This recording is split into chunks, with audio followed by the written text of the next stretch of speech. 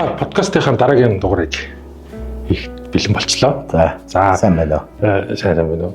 Нөгөө нэг өнгөрсөн дугаар дээр онгод шүтээ одоо тий тэд нар ямар учиртай байсан тэрний талаар ярьсан, гэрийн онгодуудын талаар ярьсан. За одоо нөгөө нэг үргэлжлүүлээд нэг юм ярих гэсэн. Одоо нэг хуучны нэг тийм үлгэр домгийн шинжтэй юмнууд байдаг та. Одоо нөгөө нэг дөрөв яриадсан альбан тэрэн тий шулмас чөтгөр одоо юу гэдэг энэ болгон ч бол зүгээр одоо буддын шашаа орж ирснээрээ манад одоо тийм шин нэршил үүсгэсэн гэдэг ойлголт авсан шүү дээ.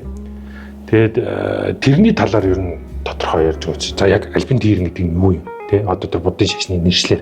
За тэгвэл тэр нь одоо яг бөөгийн нэршлэр бас юу юм тий бие байдал нь ямар юм одоо хий байдал нь ямар юм. Тэр чинь ерөөсөө шашин орж ирээд Монгол бөө мөргөлд байсан тэр уул усны эзэд янз бүрийн хад бутны эзэд булаг шанд тэдний эзэд тэдэд чөтгөр гэдэг тийм томьёо нэр өгөөд дотор нь одоо томьёолоод нэрлээд тэгээ дээрээс нь зураг хөрөг зураад судар дээр бичээд тэр үетэл яаж дууддуу яаж дардгуу гэдгийг маш тодорхой бичсэн. Би санаанаасаа зохиож юм уу миний бодлоор гэж огт ярихгүй. Энэ дээр бол бүр энэ уншиж судлаж судар номыг харсан учраас ярьж байгаа. Жишээ нь Тэрэн гэдэг бол эртний ёсоор бол хуучирсан чөтгөр гэж байгаа. Нэг хөлтэй. Хуучирсан чөтгөр. Тийм маш удаан цаг хугацааг өнгөрөөсөн. Нэг хөлтэй. 3 замын бэлчээр дээрээс олж авдаг байсан гэсэн. Адууны 3 замын бэлчээр дээр байдаг. Маш олон төрлийн үлгэр домог яриа байдаг тэрэнгийн талаар. Тэрний нэг ихнийх нь бол буддын шашны одоо тийм домог маягийн Монгол дээр үед нэг хүн гэрийнх нь хаягаар хараа өнгийн хаягаар ороод ирсэн гэсэн. Тэгээд юу ч бодлоогүй жаахан хоол хийгээд түлхсэн гэж байгаа. Тэгээ маргааш нь дахиад нөгөө хаяг нь ороод хаягаар нь ороод ирэхээр дахиад хоол хийгээд түлхсэн гэж байгаа. 3 өдөр хоол хийж түлхсэн чинь халгын дайны хэмжээний зэгэл саарл тийм зүс нь харагдахгүй юм гарч ирээд тэгээ одоо эзэн минь надад танд одоо үйлчлэх юм юу вэ гэд энэ чи домгийн шинжтэй юм ярьж байгаа шүү. Домог шүү дээ. Хоол өгөөд тэгээд одоо тэр хүн дээр л одоо домог шүү энэ чи. Тэгээд нөгөө хүн яг тэр хоёр хоорондоо л ойлголцоод нөгөөх нь тэр хүнд л одоо хорогдсон юм шиг байгаа. Тэгэл юу хийх үгээр 9 мус юм хийдэг унтуулдаггүй. Ерөөсөө амраадаггүй юу хийх үгээр тэр хэлсэн болгоныг хийдэг. Тэгээд хурдан хийдэг. Тэр үтэл одоо будаа хальснаас нь салгах хамгийн удаан хийдэг нь шавар ус хоёрыг зуураад орхичгоор тэрийг ялгадаг байсан гэж ярьдаг. Арай жах уддаг. Тэг унтуулдаг. Тэгээ сүүлдээ нөгөө тэр ингээд дарах гад яг очроо олохгүй. Тэгээд нэг тийм номтой лам дээр очсон байгаа. Тэгээ номтой лам дээр очиод энийг одоо дармаар яаж дарж өөрөөсөө холдуулах вэ? Ерөөсөө бүхий л юм авчирж ирж чадахгүй юм алга энэ гэсэн чинь чи ногоон хоргоны ярьс нохон битүү туурай гэж юм олж ир гэж хэлээл явал тэгээ хорвоо ертөнцид тийм юм байдаггүй маа. Тэгээ тэрийг хайгаад одоо ингээд илэв халив болоод ингээд орчлон замхарж алга болдог. Тэгээ нэг өдөр дуудаж гараад ирэхэд нь за чи бүх юмыг олж чаддаг хүн нэг юм болоод ирэх юу гэдгсэн чинь ногоон хоргоны ярьс нохон битүү туурай гэж хоёр юм байгаа. Чи энэ хоёрыг олж ирэх шүү гэж хэлээд тэгээ нөгөөх нь заа гэж хэлээд алга болж исэн гэсэн. Тэгээ тэр ногоон хоргоны ярьс нохон битүү туурай гэдэг үг чинь утгатай бол дээр үед тэрийг дарж исэн хөөж исэн үг. Нөгөө талынх нь бас нэг үлгэр домгийн нэг эрдэмтэй лам буруу харсан агуу дотор 3 жил ном уншиж агаад даалуу тоглож босгодгийн гэсэн. Тэг яаж тэр ингээ босгож ирэх юм уу? Тий одоо нэг ямар нэгэн том номын үйлдэл зарах гэж штэ тийм ээ. Тэхийн тулд буруу харсан агуу дотор 3 жил бясалгал хийж ном уншаад тэгээд бэрээ гэж юм урт лам нарын одоо зодор гэх юм уу юу гэх юм дашуур шиг юм тийм юм бэлдээд тэгээ нөгөө тэр нэг даалуу тавьж байгаа. Тэгээд өөртөө 2 хишил арх тавиад тэгээ нэг гүн цавнд навс хийгээд өөрийнхөө ус хажуудахтай арх хийгээд тэгээ 2 хундаг тавиад тэгээд яг тэр номоог үзэж дуусчаад ганцаараа даалуу тоглолтгийн гинэ. За одоо би одоо чи гэлээ ингээд даалуугаа өрөөд. Тэнгүүд нөгөөх нь гарнаасаа эхэлж бүтэж эхэлдэг юм. Тэр нь тий. Тэгэл цуг даалуу тоглож эхэлдэг гэж байгаа. Тэгэнгүүт л арх хундагалж өгөөл өөртөө усыг хундагалж өгөөд тэгсээрээ согтдог юм. Согтонгууд нь тэр брээгээрээ маш сайн одоо гүвж зодож эрхэндээ хурааж аваад Дарамтанд оруулж шээ. Эрхэндээ урааж аваа. Дарамтанд эрхэндээ. Нөгөө нэг эргүүлдэг эрхэндээ. Үгүй. Одоо өөрийнхөө Их мэдрэлтэй. Эрх мэдлэлтэй. Тэгэл одоо согтоод ирдэг гэж байна. Тэгтэн юу ч хөө зодож мэдээд тэгээ барьж аваад одоо өөрийнхөө юу болгож эхэлдэг гэж байгаа. Зарц. Нөгөө үйл хэрэг хийх гэдэг нь л да тэрийг ямар нэгэн номын том үйл хэрэгтэй. Тэгээд тийм сайн тусын тулд хийж байгаа ш тэр чинь. Тэгээд хэргийг гаргаж дуусгасны дараа дарах бас ном байдаг гин. Тэр нь Очроо бурхны үднээс уншдаг ном байдаг гин. Очроо бурхны энэ гартны мочор хатгацсан зураг тийм байдэн шүү дээ. Тэгээ нэг өдөр дуудаад тэгдэг юм. За чи их юм хийлээ одоо их гавьяатай байлаа. Одоо хамгийн сүүлийн ажиллал хийх хэрэгтэй байна. Чи энэ очроо бурхны ночрыг харж ийн үү гэж хэлдэг гэсэн. Тэгээ тийм гэнгүүт за чи надад энэ ночрыг олж ир. Би одоо чам сүүлийн ажлыг чинь даатгая гэдэг. Тэгэхээр нөгөөх нь эзэндээ та намайг ирэхэд би олоод ирээ. Урд ингээд яг тэр харагдж байгаа уулнаас л би давж орж ирнэ. Хамгийн гол нь танд нэг юм хэлэхэд та нохон бас л угуулсан байх шүү. 3 жил хүний нүд хараагүй нохон бас угуулна шүү гэж хэлдэг гэж байгаа. Тэгдэг юм ямар ч. За тэрийг би тайлбарлаж өгье. Тэгээд нөгөөт чи яваад өгдөг гэж байгаа. Тэгэл яг эрэх төхүүлээд ирэнгүүт нь ингээл холоос харж явангууд л яг тэр уул хэлсэн уулны тэнд улаан шороо манараад нар буруу ирэхсэн хуу шиг юм. Улаан шороол манардаг гэж байгаа. Очроо байцал ирж байгаа гэсэн. Тэгэнгүүт нь нөгөөт чинь арцаасаа ном уншдаг гэсэн Очроо бурхны үднээс. Тэгээ ороод ирэнгүүт нь арцны утаанд чадал хүчин буурангууд Очроо бурхны ном уншингууд Очроо бурхан та сахиус ирж номготгож аваа тэгээ дарддаг ном байна. Тэгээ монголчууд дээр үед аргалт хөвгтэй нохон бас түүчүүгээд идэг учраас чинь юм. Ер нь бол 3 жил хүний нүд хараагүй цаа нохон басаар чөтгөр босгох гэж утдаг байсан байхгүй юу. Энэ юунаас үүсэлдэг вэ? Дээр үед манжийн засаглалын үед бөөсөн айлыг тэдэн малаар торгоод нохон басаар утах гэдгийсэн тийм зарлиг гаргаж ирсэн гэж байгаа. Тэр чинь тэр айлд бөө байлахгүй гэсэн үүднээс тэгэж одоо доромжлон гутааж хорж исэн үе. Тэгээд нохон бас бол тийм одоо айхтар. Тэр битэл одоо хөх харгал 3 жил хүн хараагүй хөх харгал бол чөтгөр болон хувирдаг юм а гэдэг домог хүртэл байгаа шүү дээ. Тэгээ одоо тэр нохон басыг уугуулчих юм бол тэр өрөөд ирэх нь шүү дээ. Одоо яг хөө тэр дээрингийн арцсан байхгүй юу? Арцсан.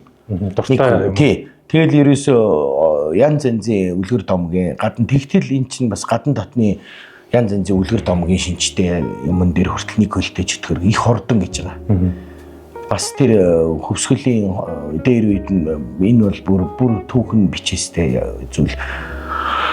Төвдийн хоёр их том дүүнхрийн чойрын сургаал гэж одоо тэр газар цаг хугацаа хоёрыг орон зайг тавчилдаг тийм амар том эрдэмтэд дүүнхрийн ван авч чойрын сургаалын эзэмссэн буюу цаг хугацаа орон зайг үл хамааран явдаг тийм хоёр эрдэмтэй ламыг Монгол руу илгээгээд тэгээд тэр хоёр ламын Монголоос очиж эрдэнийн тэр одоо Монгол лам нар илүү чадaltaй байна, хүчтэй байна. Хотогт хойлгаад их төрж байна. Тэгээ маш их одоо эрдэмтэй тэр судрыг холгаалж иргээд хамгийн одоо супер хүчтэй хоёр ламаа явуулсан байгаа. Тэгээ манай тэр Монголд ирээ нөгөө хоёрын содор холгаалаа зүхтаасан байгаа. Тэгээ авч хойноос нь нэхэж гүцэхгүйсэн гэж. Ягаад гэвэл газар тавчилдаг эрдэмтэй. Газар ус ингээд. Тэнгүүт л одоо тэр хөвсгөлийн хоёр том зайринг, нэг том зайринг гуйсан гэсэн. Тэр нь одоо бичснээр бол тэр гүнг гэж их алдартай зайринг гэсэн үр хөвгт нь одоо хүртэл бөө идэг л гэсэн. Их том зайринг. Тэр гүнг зайрин дээр өлийн давааг давж очиод тэгээ уулзаад тэгээд ийм очиртай ингээд содор намаа алдчихлаа туслаач гэд ихсэн гэсэн. Тэгсэн нөгөө гүнг зайрин одоо би өөрөө ганцаараа дийлэхгүй бас нэг бөөтэйг би тэрнийх нь нэрийг мартчихчих. Энэ интернетэд байгаа тэр доо бүр түн. Тэгээ тэр бөөтэйгөө нийлээд тэр судрыг чинь авч өгье. Үлийн халзан даваан дээр уулзъя гэд хийсэн гэсэн. Тэгээд яг тохирсон ёсоор үлийн халзан даваан дээр уулзаад бөөлөд тэр хоёр янзын чөтгөр дуудснаас нэг нь туваагийн нутгаас зэсэн хушуутай тийрэн олзолж авчирж ирээд тэгээд тэр хоёр лам руу явуулсан байдаг гэж байгаа. Илгээсэн. Араас нь хөөлгөө тэгээд тийрэн чи нөгөө хурдан хөлтэй гэдэг нь тийм учиртай. Тэгээ өхөө илгээж нөгөө хоёрыг номготгож даруулаад одоо ухаан алдсан юм уу гэсэн юм уу нам газарт нь унгаад тэгээ одоо бушууд хүргэн очиод аваарай гэд. Тэгээд очиод авахд одоогоор Өмнөгөө аймгийн Сэгс цагаан богд гэж байгаа зү. Яг тэр хавьд гэж байгаа байхгүй юу. Хоёлоод өгцөн шахуу хөвтөжсэн гэж байгаа.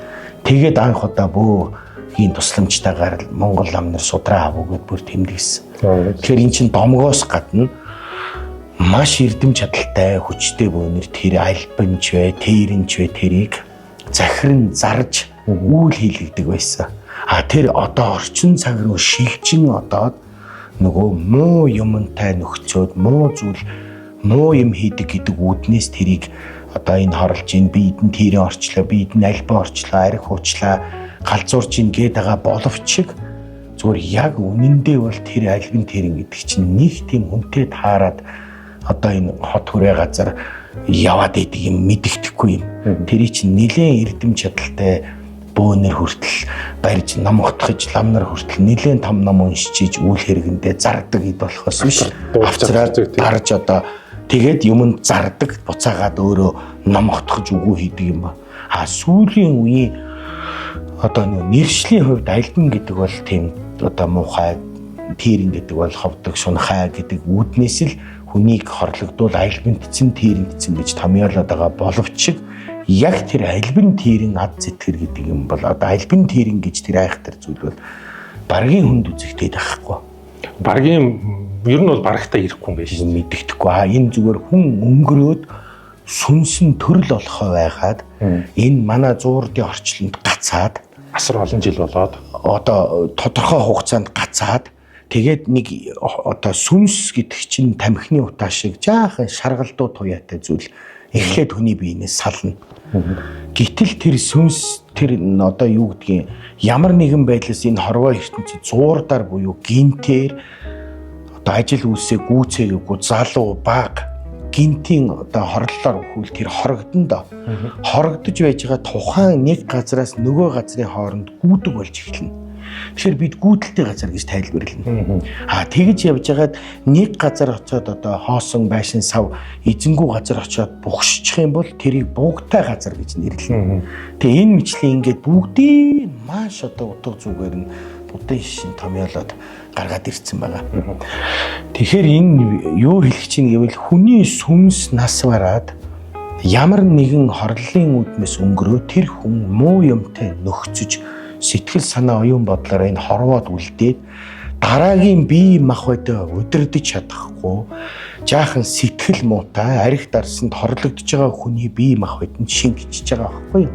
Тэгэхээр хүн өөрийгөө удирдахгүй ухаан санаа нь балартаж амиа хорлох галзуу солиотой юм шиг арх угаад одоо чон нохоо шиг үлдэг барьдаг нүцгэн шалтан гүйлээ барьлаа энэ хүн биш болцсон байна гэд зарим нь шархад руу аваач чинь зарим нь лам бөөрөө аваач чинь тэр чин тэр үхсэн хатсан тэрийг бид нар нийт нэг одоо зүгээр нэг ам хэлц үг хэлцээрээ бол энэ тэрнд чиж альбинтчлгээд одоо зүүрлэж хэлж байгаа байхгүй. Түүнээс бол бодит яг тийм бол болоогүй шүү дээ. Үгүй яг тэр тэрэн гэж юмтай нөхцөд байгаа юм биш ээ л гэж хэлье.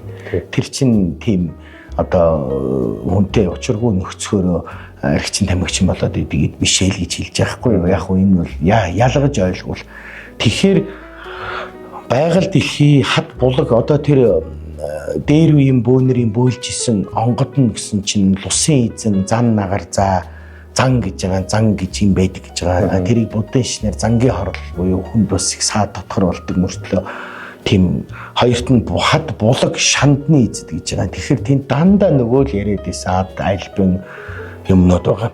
Тэрийг бол уул усны эзэд гэж нэг талаасаа нэрлэж байгаа. Тэнд чи очиод тэр зүгээр байсан булгийн усыг бузарлаад ч юм уу тэнд байсан чулуу савыг эмтлээд авчгаар орон байраа эвдүүлсэн юм чинь тодорхой хэмжээнд хүн хорлон доо. Гүйдэг болно доо. Тэгэхээр энэ хүн хорлонгууд энэ одоо альбинтчиж тэрэнтчиж гэдэг бас үг гарч ирж байгаа юм. Энэ маш том одоо ойлголтоор ойлгож би бол домог талаас нь бас тайлбарлаж ярьж байгаа шүү. Нэг талаасаа. Тэгэхээр ийм зүйл хүнтэй таарна гэж байхгүй. Хүнтэй юу таарад байна вэ гэвэл хүн сэтгэл санаагаа удирдах чадхаа байгаад ямар нэгэн бие тэмэнд удирдуулах уу архинд тоглоомонд тийм ээ өрийтэй тоглоомонд архинд хар тамхинд эсвэл одоо ямар нэгэн тийм хий юмд одоо итгэж өөрийгөө удирдуулвал ийм төрхөн зүрийн юмд эзлэгдэж хорлогдож байгаа. Тэр бол одоо төрөл олоогүй маш их удаан энэ бидний энэ одоо 3 хэмжээст орчлонгийн дундх буюу одоо энэ завсрын ертөнцид одоо оршин тогтнож байгаа тийм зүйлд хүн эзлүүлж байгаа юм. Тэгэхээр чихэн дээр нь яриад харагдаад ингэсэн үг ш зүгээр нойргууд нь шалтгаангүй үсгэцэг нь унана ямар ч шалтгаангүй айхтар одоо ааш цан эвдрэн хөл гараа өвчин тусч эхлэн оншгүй өвдөн. Тэгэл энэ болгоны чинь бид нар нөгөө Монгол ёсороо юмд хорлогдчихгүй сүлд хэмэр унчгүй гэл ингээ заавал нэг юм физик бие биш нэг далд хумсар сүнсэн бие үзүүлэх гээл тэр тухайн хүнд очиж байгаа байхгүй юу. Тэгэхээр энэ дээрээс юу хэлэх гээд байна гэвэл миний яриад байгаа тэр үлгэр домгийн чөтгөр олдохгүй. Тэр чинь баргийн бөөтөж таардаг гэдэг биш. А зүгээр хүн өөрийгөө удирдах чадахгүй л болчвол чи ямар нэгэн юмд удирдуулнаа. А тэрний цаана дон хорлол гэж юм. Одоо хад донгийн чөтгөр буюу шүгэлдэг юм байна гинэ. Бүр жинхэнэ одоо муу юм. Тэр бол бөөд хамааралгүй. Тэр юу хэлэх гээд бөөд хамааралгүй тэр бөө тэрий зардаг захирдаг юм биш гэж байгаа юм. Тэр их юм донтож товлох, арх уух, тэр үтэл одоо хоолны шахруу хүүхэд байхдаа нөгөө том хүмүүсийн идчихсэн юмнаас санамсаргүй 3-4-тэй хүүхэд очоо ууцсан байгаа.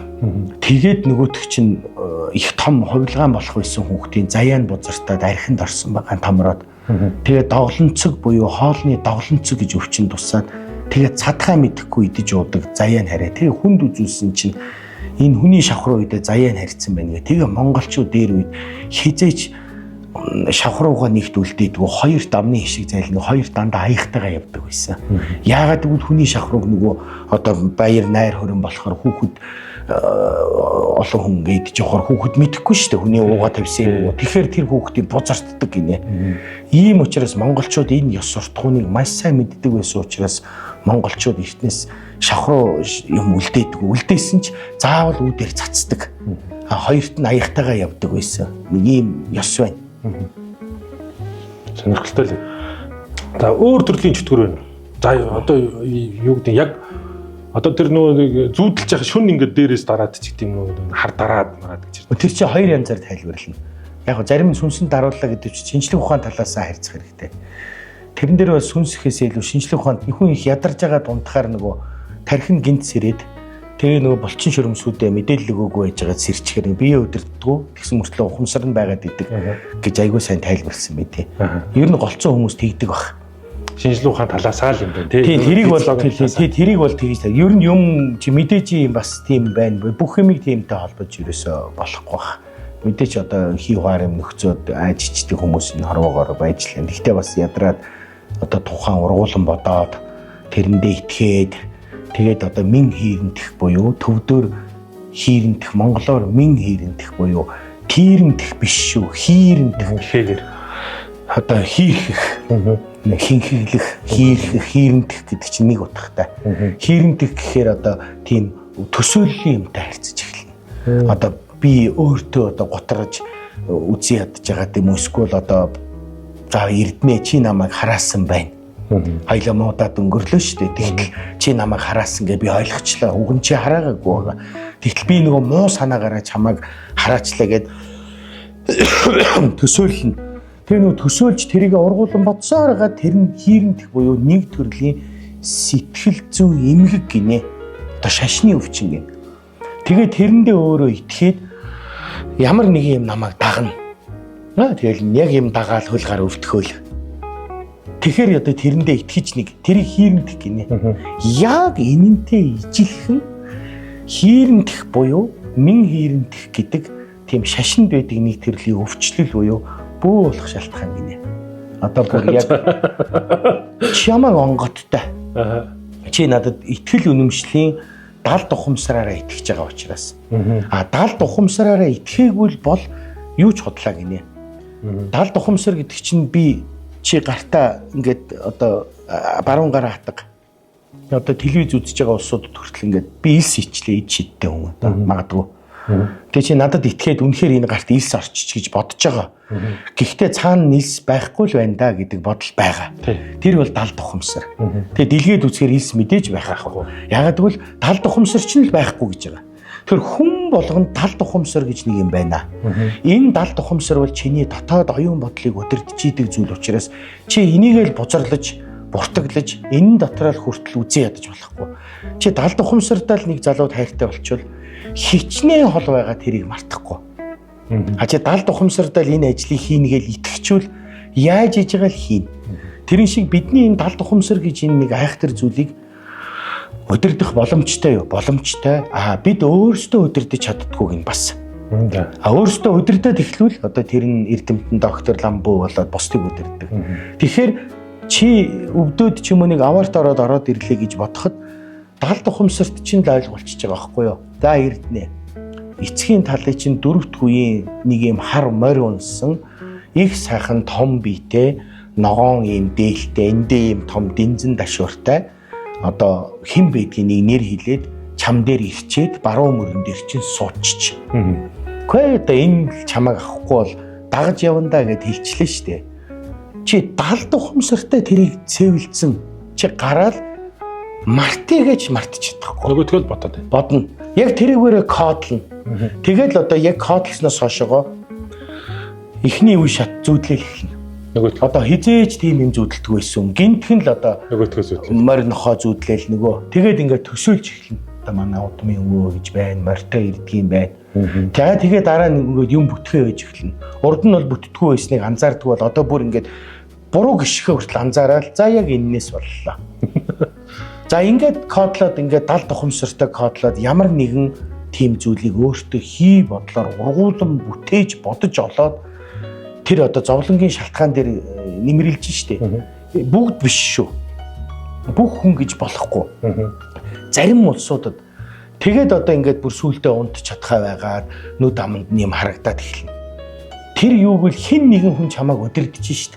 Ой чиний юм бүтэхгүй байгаа нь харахгүй. Нөгөө морь унсан өвөө чинь дагаад мөрөн дээр чинь суучч. Одоо чи угаасаа зүүдлэн. Бүр тийм ухамсарын тест байгаа штэ.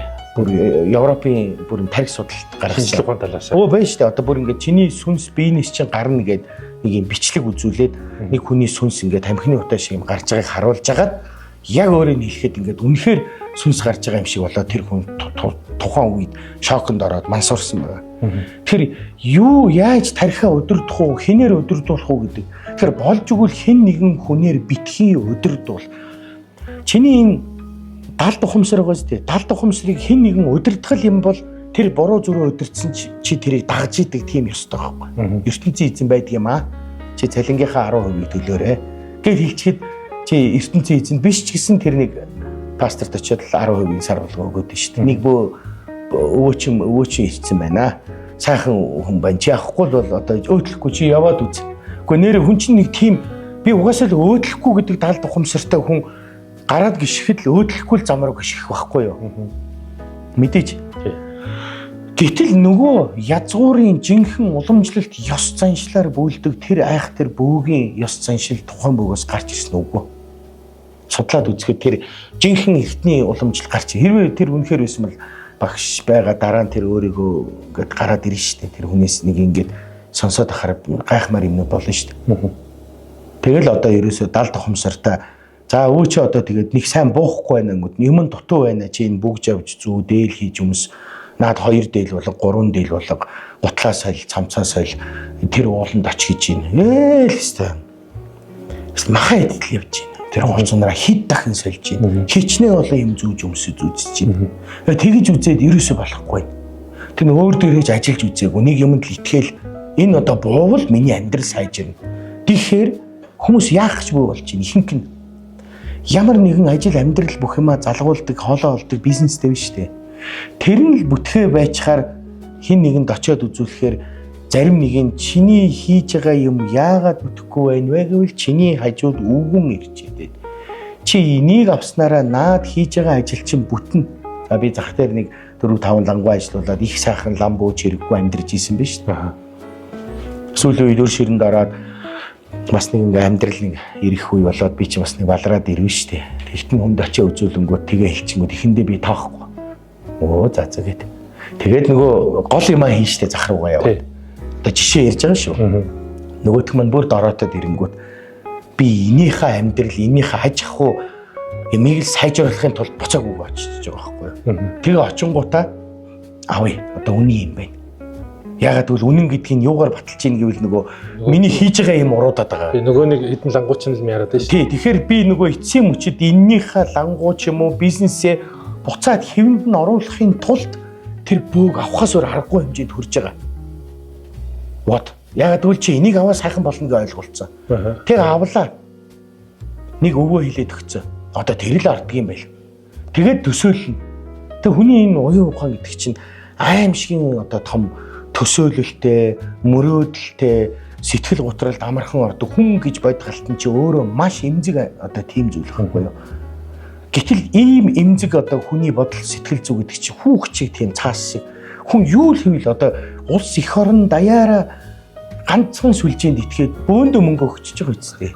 Тэгэхээр чинь нийтээр хүн гэж одоо тэр энэ дээр ингээ бүр юм системчилсэн шашны бодлого байна шүү дээ. Одоо гадаадын ямар ч хүн ирсэн яг энийг яриад манай шашинд система гэд хэдэн зуун жил тэрийгээ давтаж яриад хичнээн мянган болон сүсгтэй болоод шашинд хүмүүс илсээд байгаа чинь шашиндаа биш тэр хүмүүсийн оюун санаа тодорхой ямар нэг юм итгэдэг байх юм биш.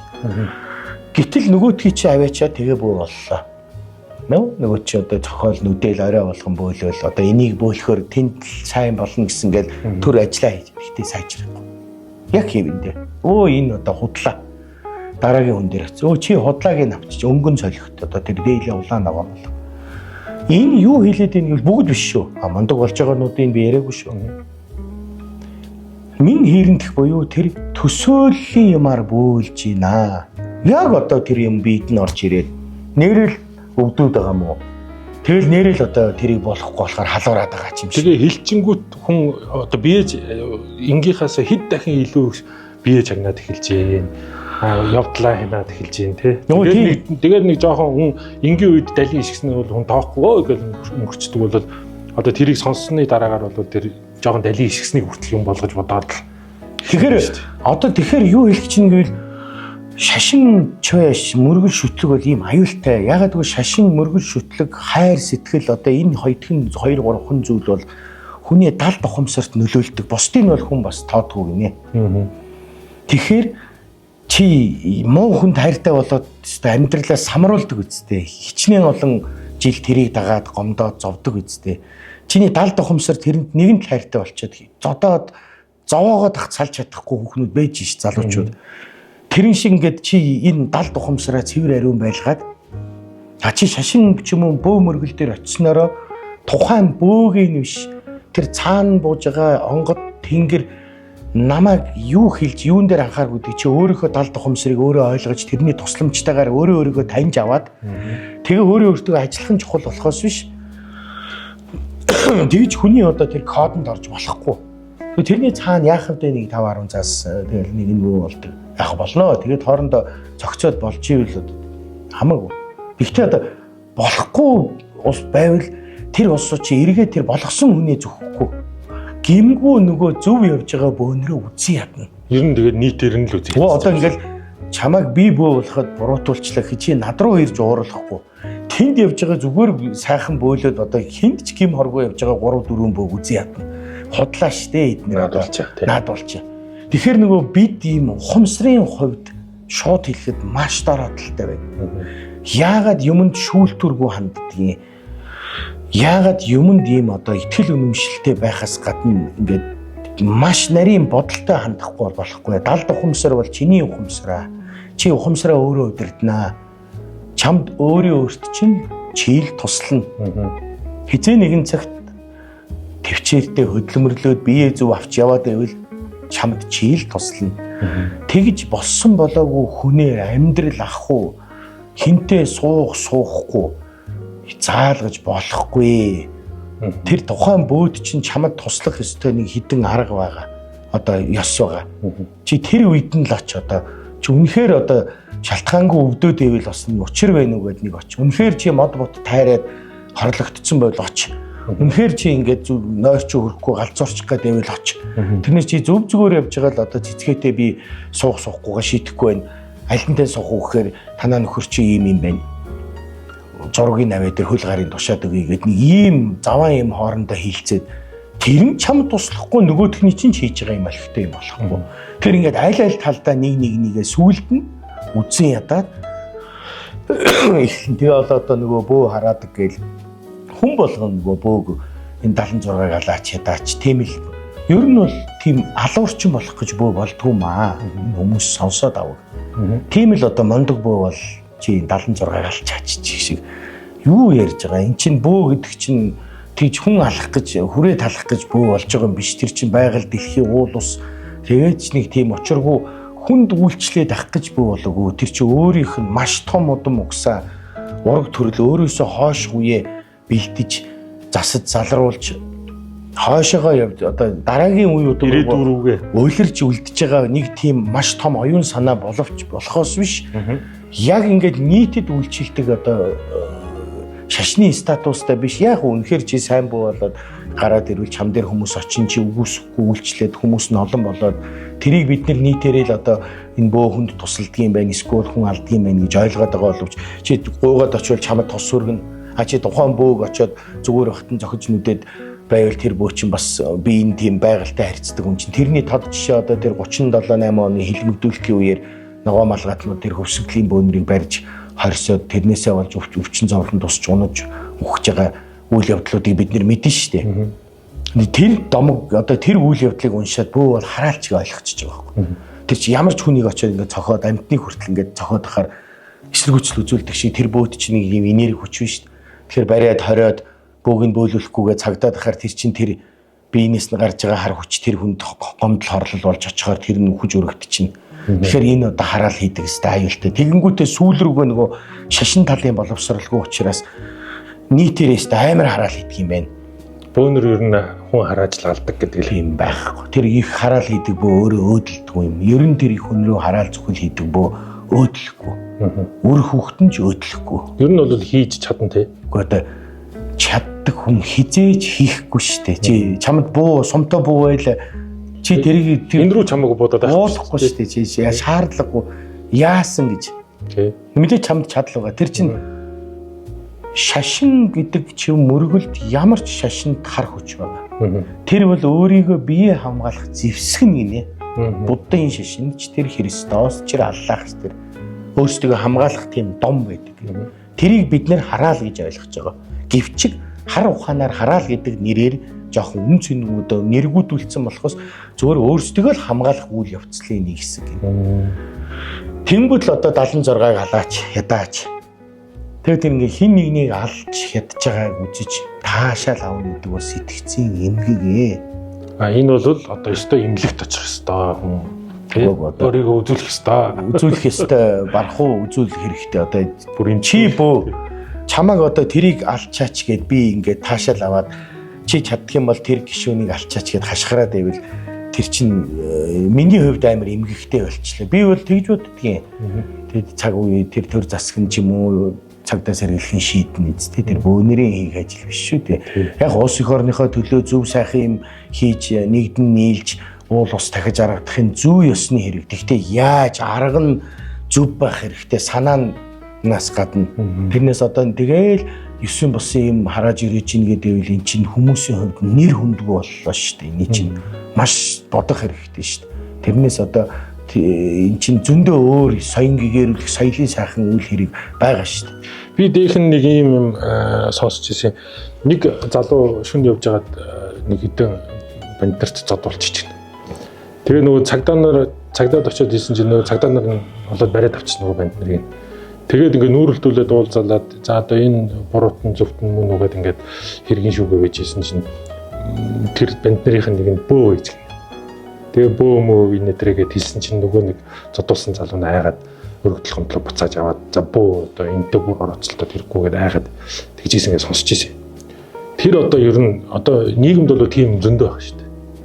Одоо мэдхгүй юм бол мэдхгүй л хас одоо тэр хамаагүй юм ярил нөгөө үйл ороох шүүг ороод гэж үгүйдгээ. Тэгэхээр одоо мэдхгүй юмыг бол мэдхгүй л гин. Ер нь бол тэгж одоо заавал ингэж муудаж сайндж хоорондоо юу гэдгийг ингэж бие биендээ дуртай дургуу бөөл амаараа тэгж тэр бол дими зүгээр яг миний өнөөдрийн ярих байгаа гол сэдэв бол чи ямар нэгэн байдлаар далд ухамсараа битгий эзэмдүүл.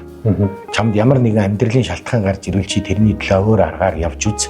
Чи бөөдөр очивол арга зам хай.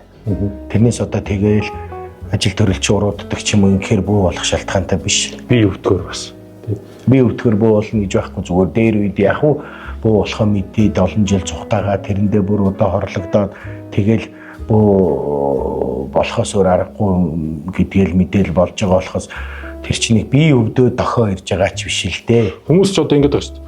Зөв зүгээр ингээл ямар ч бөө мөөгийн ойлголтгүй ингэж явж байгаа л гівгэнт өнөөдөр бие нөвцөн чинь нэг бөөдөр яваад утсан чи өө чам дээр юм ирчих гонгод маргааш нь бөөрч. Хөө шүү дээ. Тэр чинь таны хэлж байгаагаар бол за ингээ би өвдөө. Тэгэхээр бие эмчлүүлэхийн тулд эхлээд би чам нэг юм хэлье гэж байгаа. Хүн ер нь бие нөвдөл хамгийн түрүүнд шинжилгээ өгөөч. Имлэгээр явж сураач. Зөв үзүүлээч. Хоёрт нь сэтгэл санаагаа үзүүлээч. Сэтгэл зүйчээр яваач. Гуравт нь агаар салхинд алхаад хоол ундаад харуулад үзээч. Энэ болгоны цаана юу ч өөрчлөгдөхгүй байвал чи яах вэ? Тэр очиод үз. Шалтгаан байж болно шүү дээ. Хорлогдсон, хараалгсан, өвдсөн, зовсон, хил аманд орсон. Тэгээд тэрний хамгийн эцэст гэхдээ яагаад ер нь тийм заавал өвчин зовлон тусч тийм уруудаж дараадч бөө болдгийг. Бөө ч одоо дээр үед хамгийн хүннүүгийн үед бөө мөргөлийг тийм тэмдэглэсэн байдаг гинэ. Бөөнөр одоо нэгэнтээ хүчээ авчээ. Тэгээ бөөтэй таарна гэдэг бол маш том авзээ. Тэгээ дээр үед бөөг хамгийн сэргэлэн, хамгийн ухаантай, хамгийн эрүүл сарвал, хамгийн дайчин, хамгийн зоригтой хүнээр бөө болгож исэн гэж байгаа. Овг отог дотроос овг отгийн нийгэмд байхад тэгтээ тэрэн дотроос тэр овг отгоо баг өдөрдох шахуу хэмжээний оюун ухаанлаг одоо эрдэмтэн далайгаа тэр нэвтрүүлгийг бас үзээрэй. Маш одоо өндөр оюунтай хүний төлөө гэсэн сэтгэлтэй маш эрүүл чирэг.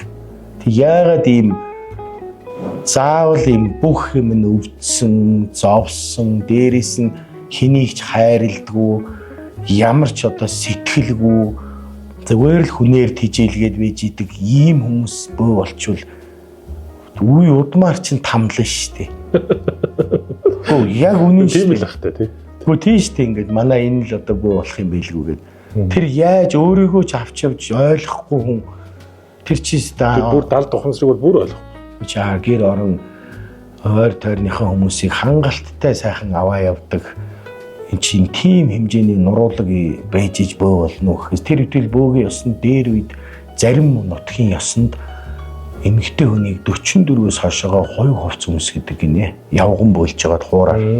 Тэгээ яагаад 44-өөс хойшоогоо хоёр хувц өмсдөг гэсэн чинь нөгөө ноён нуруутай болоод буюу 44-өөс хойш эмэгтэй хүний хоор, шар, хүсэл, тачаал одоо шунах ганцрах энэ бүх юм арилаад одоо нөгөө ийм эмгтэй хүнд байдаг тэмцлийн хоршоор арилаад одоо нам суун хэм үү юу гэдгийг. Тэр цаг тэр дээл өмсгөр тэр хүнд одоо таардаг гинэ. Тэр эрэгтэй хүн бас тэгдэг гинэ. Ер нь тэгэхээр тэр хувцсыг өмсөж байгаа цагт чи маш их дотроо уужим тайван бүр хасрыг хүлээцтэй тийм л болж иж углахгүй өмсөж угалж бөөлөхгүй бол чиний энэ дотор байгаа тэр их үеийн үрд сэтгэл гоник зовлонтой чинь тэр нөгөө ирж байгаа юм чинь холилдоод эргээ чамаа хорлно. Сайхан залуучууд биш үү? 10 жил, 5 жил бөөлж ирсэн л учиргүй архинд ороод үгүй болцсон. Сайхан бөөлж явж байгаа л гинтхэн л өвдөж заваал үгүй болцсон. Тэр чи яа тийм одоо юу вэ гэж юусэн тийм хямдхан антай бөөч одоо маш бүх антай байгаа шүү дээ. Дээр үуч одоо тэр 70 80 90 хүртлээ бөөлөд болоод шүү дээ. Хамраа инеж тусахгүй. Тэгэхээр чи энэ бие махбод гэдэг чинь оюун санаа гэдэг чинь маш том бэлдэж байж имлүү орно. Тэр бол хуур татна гэж байгаа. Ер нь энэ онгодтой гэдэг өөртөө эргэлзээд байгаа хүн бол онгодтой гүг нь үзүүлэх хамгийн том нэг л юм байна. Хуур тат. 3 жил, 5 жил, 10 жил тат. Чи битгий яар. Хуур татна гэдэг чинь нөгөө нэг юм. Тийм. Юм уу шүү дээ. Тийм. Тэгээд татаад яваад байл да амьдралынхаа одоо хийх юмны хажуугаар. Таяндаа чи тэр хуурыг татаад 3 4 жил болохоор болохгүй чинь шийдэгдээд өгнө. Тэгжиж хуур гэж юм байгаа шүү дээ. Тэгж ойлгочоод би яг үнэхээр одоо онгодтой юм. Тэр чинь тэгээ чамд ингээд батлагдсан шүү дээ. Чи хүний үгэнд ороод цэнхэр дээлтэй, бор морьтой, урт цахалтай өвөө дашуур барьцсан өвөө ирцэн байна. Эндээ ийм том утга зүүцэн гэвэл одоо чи ийм том утга бэлдээл, ийм том сэлэн бэлдээл одоо юу эсийг бэлтэх вэ? Ингээд 10 оруундаа ногоон дээл хийж өмсөөл. Тэргээл одоо 9 мөсөн юм бэлдэж өмсөө нэмэр болохгүй. Тэгэхээр эхлээд хуур тат.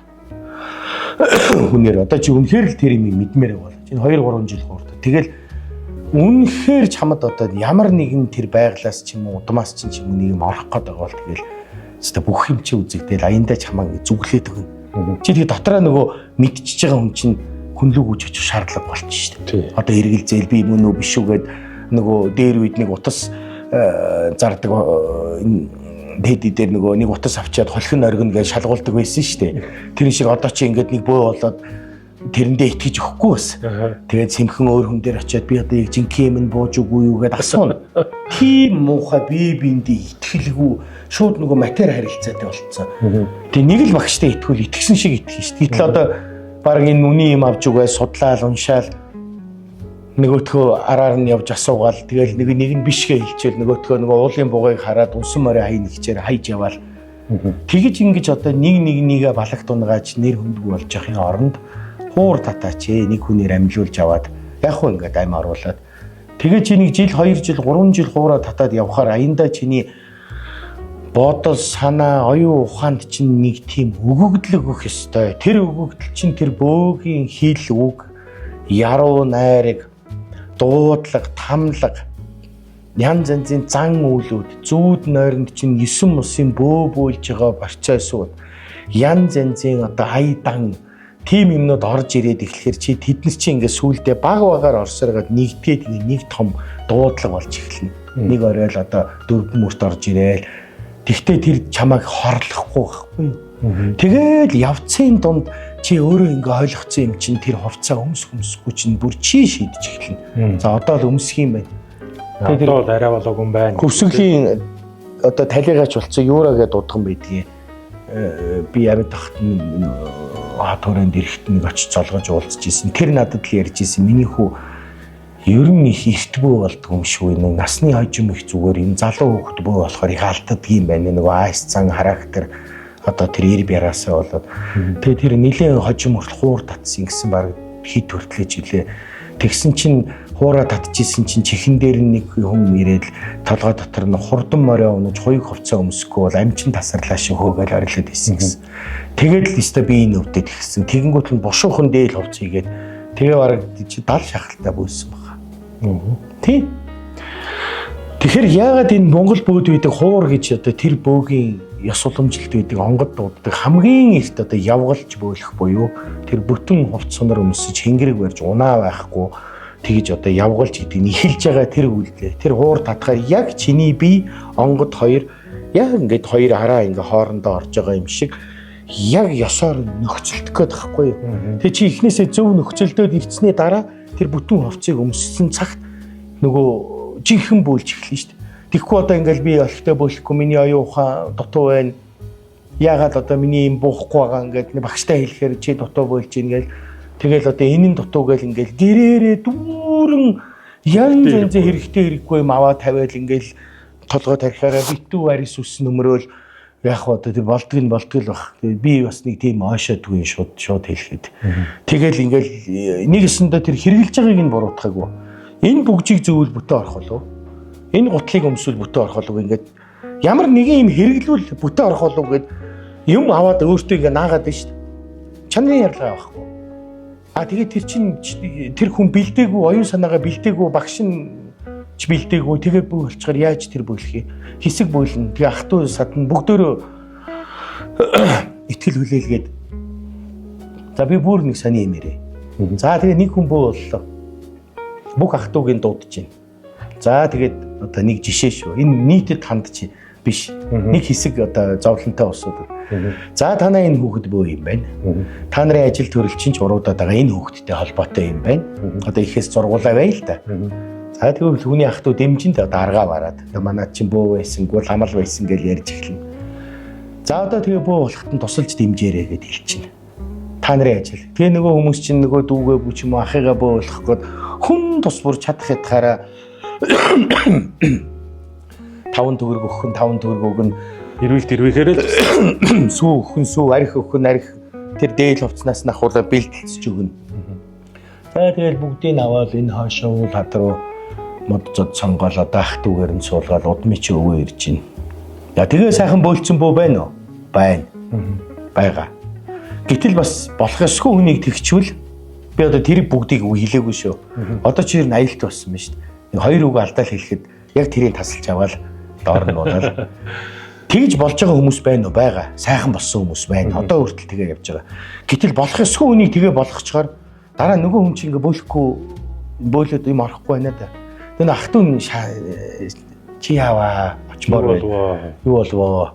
Тэгж байгаа тэнд нэг ах нь машинтайгаа мөргөлдөө ч юм аварт орчвол энэ битэрийн бөө гэж юу ийсэн. Хамгаалал нь харна гэдээсэн яасан гэд нөгөөх рүүгээ бухимдаад эхлэнгүүд нөгөөх нь би жинхэнэ бөө ийсэн бол яагаад миний ах トゥ хамгаалаагүй ингээ дээлээ аваач шатаацсан.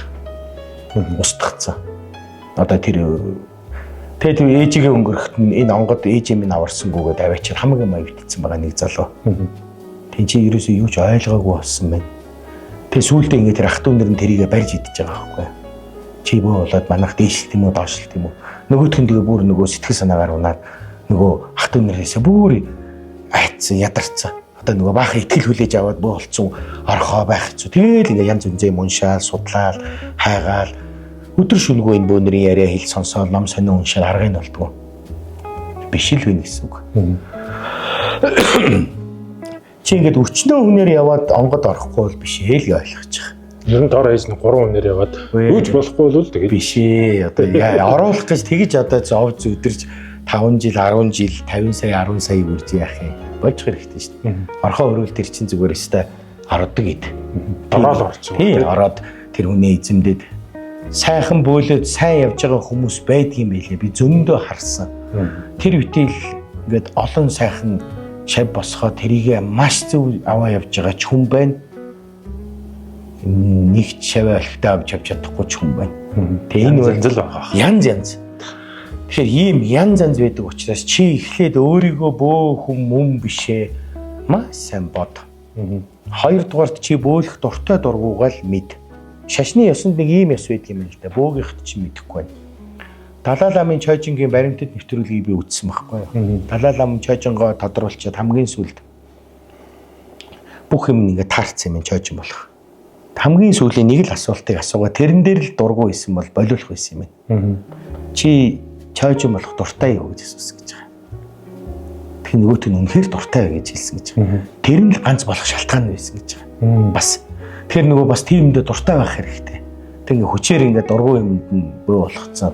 Тэрийг ингээ өстой үзэн ядаад өмсөөл болж өгвөл халгаал. Тэгвэл өөртөө үйл хураана. Хэдий тэр буруу зөрүүч гэсэн нөгөө бөөгийн юм гэдэг утгаараас үүлийн лай хураана. Одоо нөгөө нэг чулуу татдаг мэрэг чинь тэнгэрийн 9 нүд буюу тэнгэрийн мэрэг гэж явдгийг гинэ. Тэнгэрт хамаардаг. Нөгөө шувуу алвал тэнгэрийн хорлол болно, загас алвал усын хорлол болно гэдэг шиг.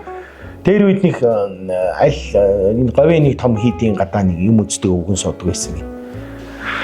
Хүмүүс их очдөг. Гандаа орохосоо илүү тэр нь л очижтэй. Тэгсэн чинь тэр нэг хийдийн их нэлээд том лам гарч ирээд чи нөгөө чулууг нь очиод ингэж хүн хуурж гандангийн үдэнд сууж яадаг яв гэдэг өглөөрөө чулууг нь очиж өшгөлцсөн юм. Хүмүүс ядарсан үгний газар тавьж байгаа чул 41 чулууд. Тэ би энэ өвдөд байсан юм. Ламын. Тий. Тэ бүр өвдөд бүр сүултээ бүр нилээ өвцсөн юм. Тэгээд нөгөө том лам нартай очиж үзүүлсэн чинь мэрэглээд чи их тэнгэртэй дэрссэн байна да. Тэнгэрийн чулуу өшгөлцсөн. Би одоо тэнгэртэй дэрсээгөө одоо ямар хүнтэй модсон биш гэдэг идэг гин. Гэхдээ чи тэнгэртэй дахиад хүнд үзүүлж чи тэнгэртэй дэрсэж гээд. Тэгээ сүултээ бодож олсон чинь нөгөө чулуу өшгөлсөн тэг 41 чулуу тэр үзмэрч худлаач вэ үнэнч вэ тэр чулуунд хамааралтай буюу тэнгэр хамаардаг учраас тэрийг үл хүндэтгсэн гэдэг үднээс өөрт нь алдс болсон байгаа. Энэ шиг тэр үнэнч вэ худалч вэ чи ямар нэг юм хийж өмсөө тэрийг одоо дураараа өөрөө аваач хаяат ч юм уу зүхээд ивэл тэр үнэнч вэ худлаач вэ тэнгэрт хамаарагддаг учраас чамд алдас болж ирж байгаамаа. Нэгэсэндээ ингэж байна шүү дээ. Одоо чи одоо бөөч вэ бөө биш ч вэ? За бөө биш байлаа гэж бодоход бөөгийн дээл хувцас гэдэг. Одоо зөвч вэ бурууч вэ? Тэр зүйл бөөгийн дээл хувцас гэдэг утгаараа нээсээ алдас болно. За энийг бүр нэг нарийн юм ярил энэ одоо юу илээ драмын театр илээ нөгөө бүжгийн эрдмийн театр драмын театр гэх хоёр. Тэрэнд миний нэг таньдаг нэг хүн бас бөөгийн хувц өмсөж бөөлөхөр гар хөл хугараад идэг гэдэг. Тэгээ нэг цирк дээр үед нэг циркийн нэг таньдаг ах байсан. тэднийхээс нэг уул усны бүжиг гэдэг нэг бөөгийн хувц өмсөө бүжиглүүлсэн чинь гар хөлн хугараад байдаг. Бүжиглдэггүй миний халуурж ирээд. Тэгэхээр тэд нар бүр жинхэнэ бөөгийн хувц биш бүр юм зүгээр нэг өстой зохиолын урлагийн. Тэр юу хэлэх гээд байгааг бол ямар нэгэн байдлаараа чи тэрийг ингээд худлаа үнэн зөв бурууч мэддэхгүй ингээд ямар нэгэн байдлаар тэрнтэй л ноцтолтуул чи алдс болно. Тэрний үлийн лаа эргээд ирнэ. Тэр үлийн лаа гэдэг чинь би хэлээд бас буддын шишний үс шүү. Орчлон хорвоо үүсгэсэн юм шүү. Чи юу хийн түүнийгээ эргүүлээд. Тэгэхээр ийм юмд бол маш зөв бодолтой. Зүгээр нэг хүнээр юм амьлуулаад тэгээл дургуугаа хөрвөл гаргаж шидчихээл. Хэрвээ чи болоод буруугаа мэдээд одоо алдаад буруугаа мэдэх юм бол ном ёсоор нь тэр мэддэг чаддаг хүн дээр нь очиод ном ёсоор нь аргадуулаад болиулаад одоо бүр онгодыг болиулах юм биш нөгөө буруул болчиход нь шүү дээ. Тэгвэл одоо яг болгодог тэр чаддаг хүнээр нь очиж янзлуулаад гал усанд өргөөд ч юм уу одоо тэгээд нэг айтайхан засалж бариулаад тэрнээс өөрөө дур мэдээд гутлаа нэг тийшин буруу байсан ч гэсэн нэг тийшин шийдээ. Тэгэхээр эргээд өөрт нь алдсан. Ер нь тэгээд зууралдуул өстэй солиотой сайн бүр өстэй насан турштай зууралт. Бүхнээ зориул нэг мөр. Нэг мөр. Одоо хайрлал хайрлсан шиг хайрл. Үгүй бол бити хайрлах бол бити зодод зохиод байлгаад бай. Тэрэн шиг бөө бол болсон шиг бол өстэй сурж мэдээ тултал нь яв. Чадахгүй бол бити ингэж хоёрын өөр анханасаа бити бол. Тэр чинь ингээд чамд хорлолтой эргэн тойрныхын ч үн цэнэгүү эргээд ингээд өөрчлөө аврахын нэмэр. Тэгээ болоод болсон шиг болоод энийг сурсан шиг сураад, судалсан шиг судлаад, итгэсэн шиг итгээд хайрлж хамгаалаад бүр нэг өстой ном ёсоор нь сайхан аваа явах хэрэгтэй. Чадахгүй бол одоо ингэж юмтай ноцолдож 10 дээл 10 хингэр хийгээд бүгдийг гаргаж шидээд гэтээ яг вэ эн чинь бол алдаж онж явж байгаа улсууд сургамжтай талаас нь ярьж байгаа болохоос сайхан бөөлөө явж байгаа хүмүүсийг үгүйсэх гэж ярьж байгаа юм биш. Тэгэхээр онгодоо яаж онгод гэж чухам тэр оюун санаа чам дээр чиний ухамсар төрхөн зур бууж ирээд л юм хэлчихэд буцаж гарах хооронд л чи тэр хувцсыг өмсөж байгаа байхгүй юу? Чи хуур барьж байгаа цагт бол тэр хагас хугас тэр юмтай нөхцөх гээд нь шүү дээ. Яг тэр иж бүрэн хөмсөд ирэхийн цагт тэгээд тэрийг яг буулгадаг яг ямар технологи байна. 3 4 арга байна шүү дээ. Эхлээд чи яг тэрний дагуу сэтгэл санаагаа бэлд. Тэгэхээр ингээд зүгээр л ингээд амьсгаагаа зүг аваад суугаадах юм биш байхгүй юу? Йогийн дасгал шиг юм биш шүү дээ. Тэр уур хилэн уцаар гомдол цөхрөл үзэн ядах тэр өөртөө гомдох хин нэгний гомдох бүгдийг гаргаж хай. Тэгж нэг хоосорж жагаад бүх бие цэвэр ариун байлгаж жагаад буухгүй л гэл энд одоо нэг л тийм ээжтэй чи махтай гомдол явдаг. Яаж болоод энд орохгүй байхгүй юу? Тэр бүх юмнаас ангиж ирж огоорч өөрийгөө цэвэрл аюу ухаанаа хүртэл. Тэгээд дараа нь яг тэр онгод буух ёстой ёс номоор нь юу өмсдөг юм бэ? Тэрийг тэр нутаг усны соёл уламжлалаар нь 100% биш юм ахэд дөхүүл. Тэр чинь нэг ерөнхийд нэг бөөхөн хэнгэрэг нэг ийм дугуй хэнгэрэг байдаг. Тэрэн дээрээ нэг ийм товрогтой байдгийг. Ерөнхийдөө л ийм дугуй хэнгэрэг байгаа шүү дээ. Тэгээ тэрэн дээр ингээд товрогтой товроогүй том жижиг нь бол нутаг орны соёлоос хамаарна. Тэгээ яс үндэстэн ясны. Тэрнээс бүгд нэг ийм дугуй хэнгэрэгтэй. Тэгээ чи тэрийг ерөнхийд нь бас нэг зүүд нойрондоо харсан бол бүр сайн.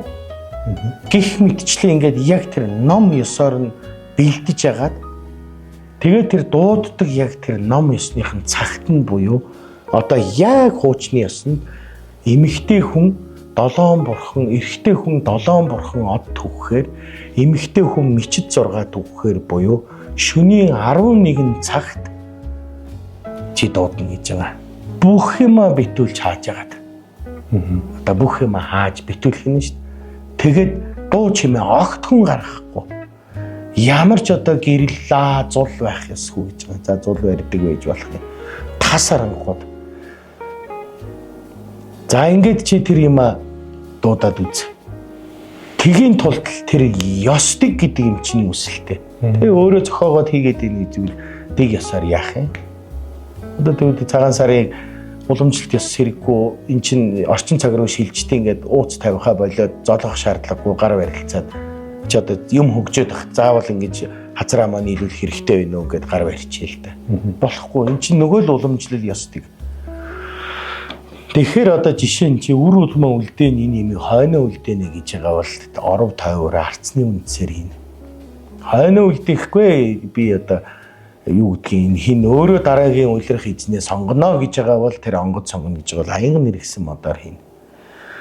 Тэр дотроо Монгол Овг аймгийн буюу тэр Боржгон талын бөөнөр бол тэхийн одоо энэ чэжнийх нь үсээр хийж ирсэн. Энийн хоёр шалтгаан нэг нь тех гэж амтан дандаа хадан дээр хэвтчихийдэг учраас энэ өвчүүний ус ундаггүй. Нөгөө шалтгаан Чингис хаан айл овгийг үлээ эзэлж аваад тэгээ сүлдэн тэр техийг тэхээр бэлэгдсэн тэрийг хуг зохиод тэгээ тэр тэхийн арьсаар нь хингэрэг хийж үргэлж одоо бөөгийн унаа болж яваарай гэж зарилэгдэжсэн гэдэг домог байдаг. Тэгэхээр одоо ямар ёсоор тэр орвоо хийх вэ? Тэр бүставуугаар оёхдоо яаж оёх вэ? Тэр ерөнхий тэр ерөн судлаад ахад тэр улаан хөх ногоон гэл байна л да дээлнүүд. Дээлээ хийн. Гэтэл тэн дээр юу зүүж юу өмсөх юм? Тэр хичнээн олон тэр нүд амтай юм байгаа могоо манжигна. Яагаад нүдтэй зарим бөгийн могоо нүдтэй зарим нь нүдгүй байгаа. Бүгдээрээ нэм цацаг шиг юмтай унжиж хагаад шарын шашны тэмцлийн үед бөөнөрийг эсэргүүцэж одоо зарлиг гараад бөөлхийг болгохтны халахын хэдэн одоо нутгийн яг шарын шашны нөлөөнд орж явах тэмцэжсэн бөөнөр бүр биетээр тэр могоог дүрсэлж нүд амтай болгож хийж бөөлж тэгж одоо тэмцлийг үзүүлж исэн тэр санааг илэрхийлээд могоогоо нүд амтай хийж исэн байна. Тэрнээс хойш тэр нь үлдсэн байна. Аль нь ч ялгаагүй. Тэгэхээр одоо тэр малгайг яаж ойдөг юм? Яаж амьлуулдаг юм? Ямар хүнтэй тэрийг хилцэх юм? Мөхөл хагацл болоод 49 хоног бол дуусаагүй ч юм уу эргэтэн дутуу одоо их тийм дутуу хүнээр хийлгвэл тэр юм чин гүйцэхгүй.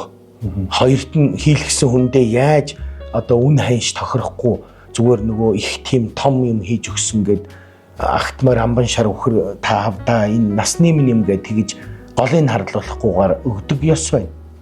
Гуравт нь хийцэн зүйлээ хамаагүй өмсөж болохгүй.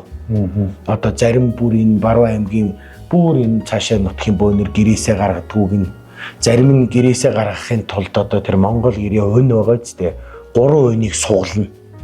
Суглаад хингэргээ тэр өнний дээгүүр гаргаж одоо үүдэрээ биш гаргана. Зарим ёсонд одоо бүр юус эхлэх үед одоо өвөл болоод ирнэ шүү дээ хүүтрээд ирэнгүүт нь нутгийнхаа тэр тахилгатай газар аваач идэх чинь.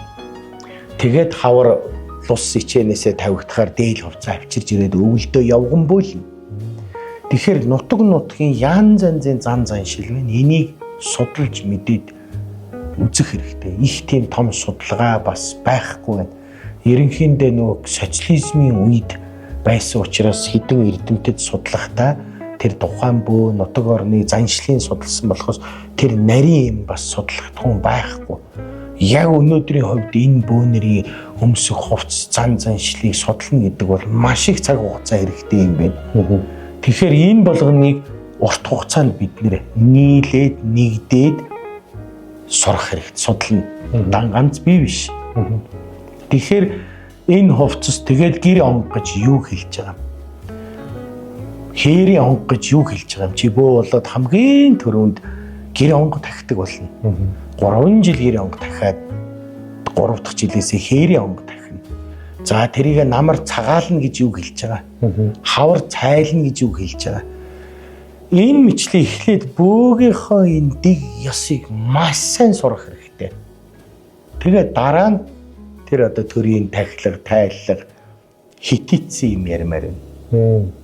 Ер нь бол эхлээд бол одоо гэр доторхоо л өөрөө өөрийгөө болгочоод энэ хувцас, суунар, манжиг, хуур, энд мөргөл манжиг, тэр ялтас, харуул, хавирган зил, ямар бөөн шар шавууны үд хийдгийг, ямар нь шонхрын үд хийдгийг, ямар нь эндээсээ манжиг могоо өмжүүлдгийг, энийг юунд хэрэгэлдгийг, ямар үед бөөлж болдгоо, ямар хүнд бөөлж болох ёстой, болох ёсгүй, юун дээр алдаж ондог өөрийнхөө юма бар.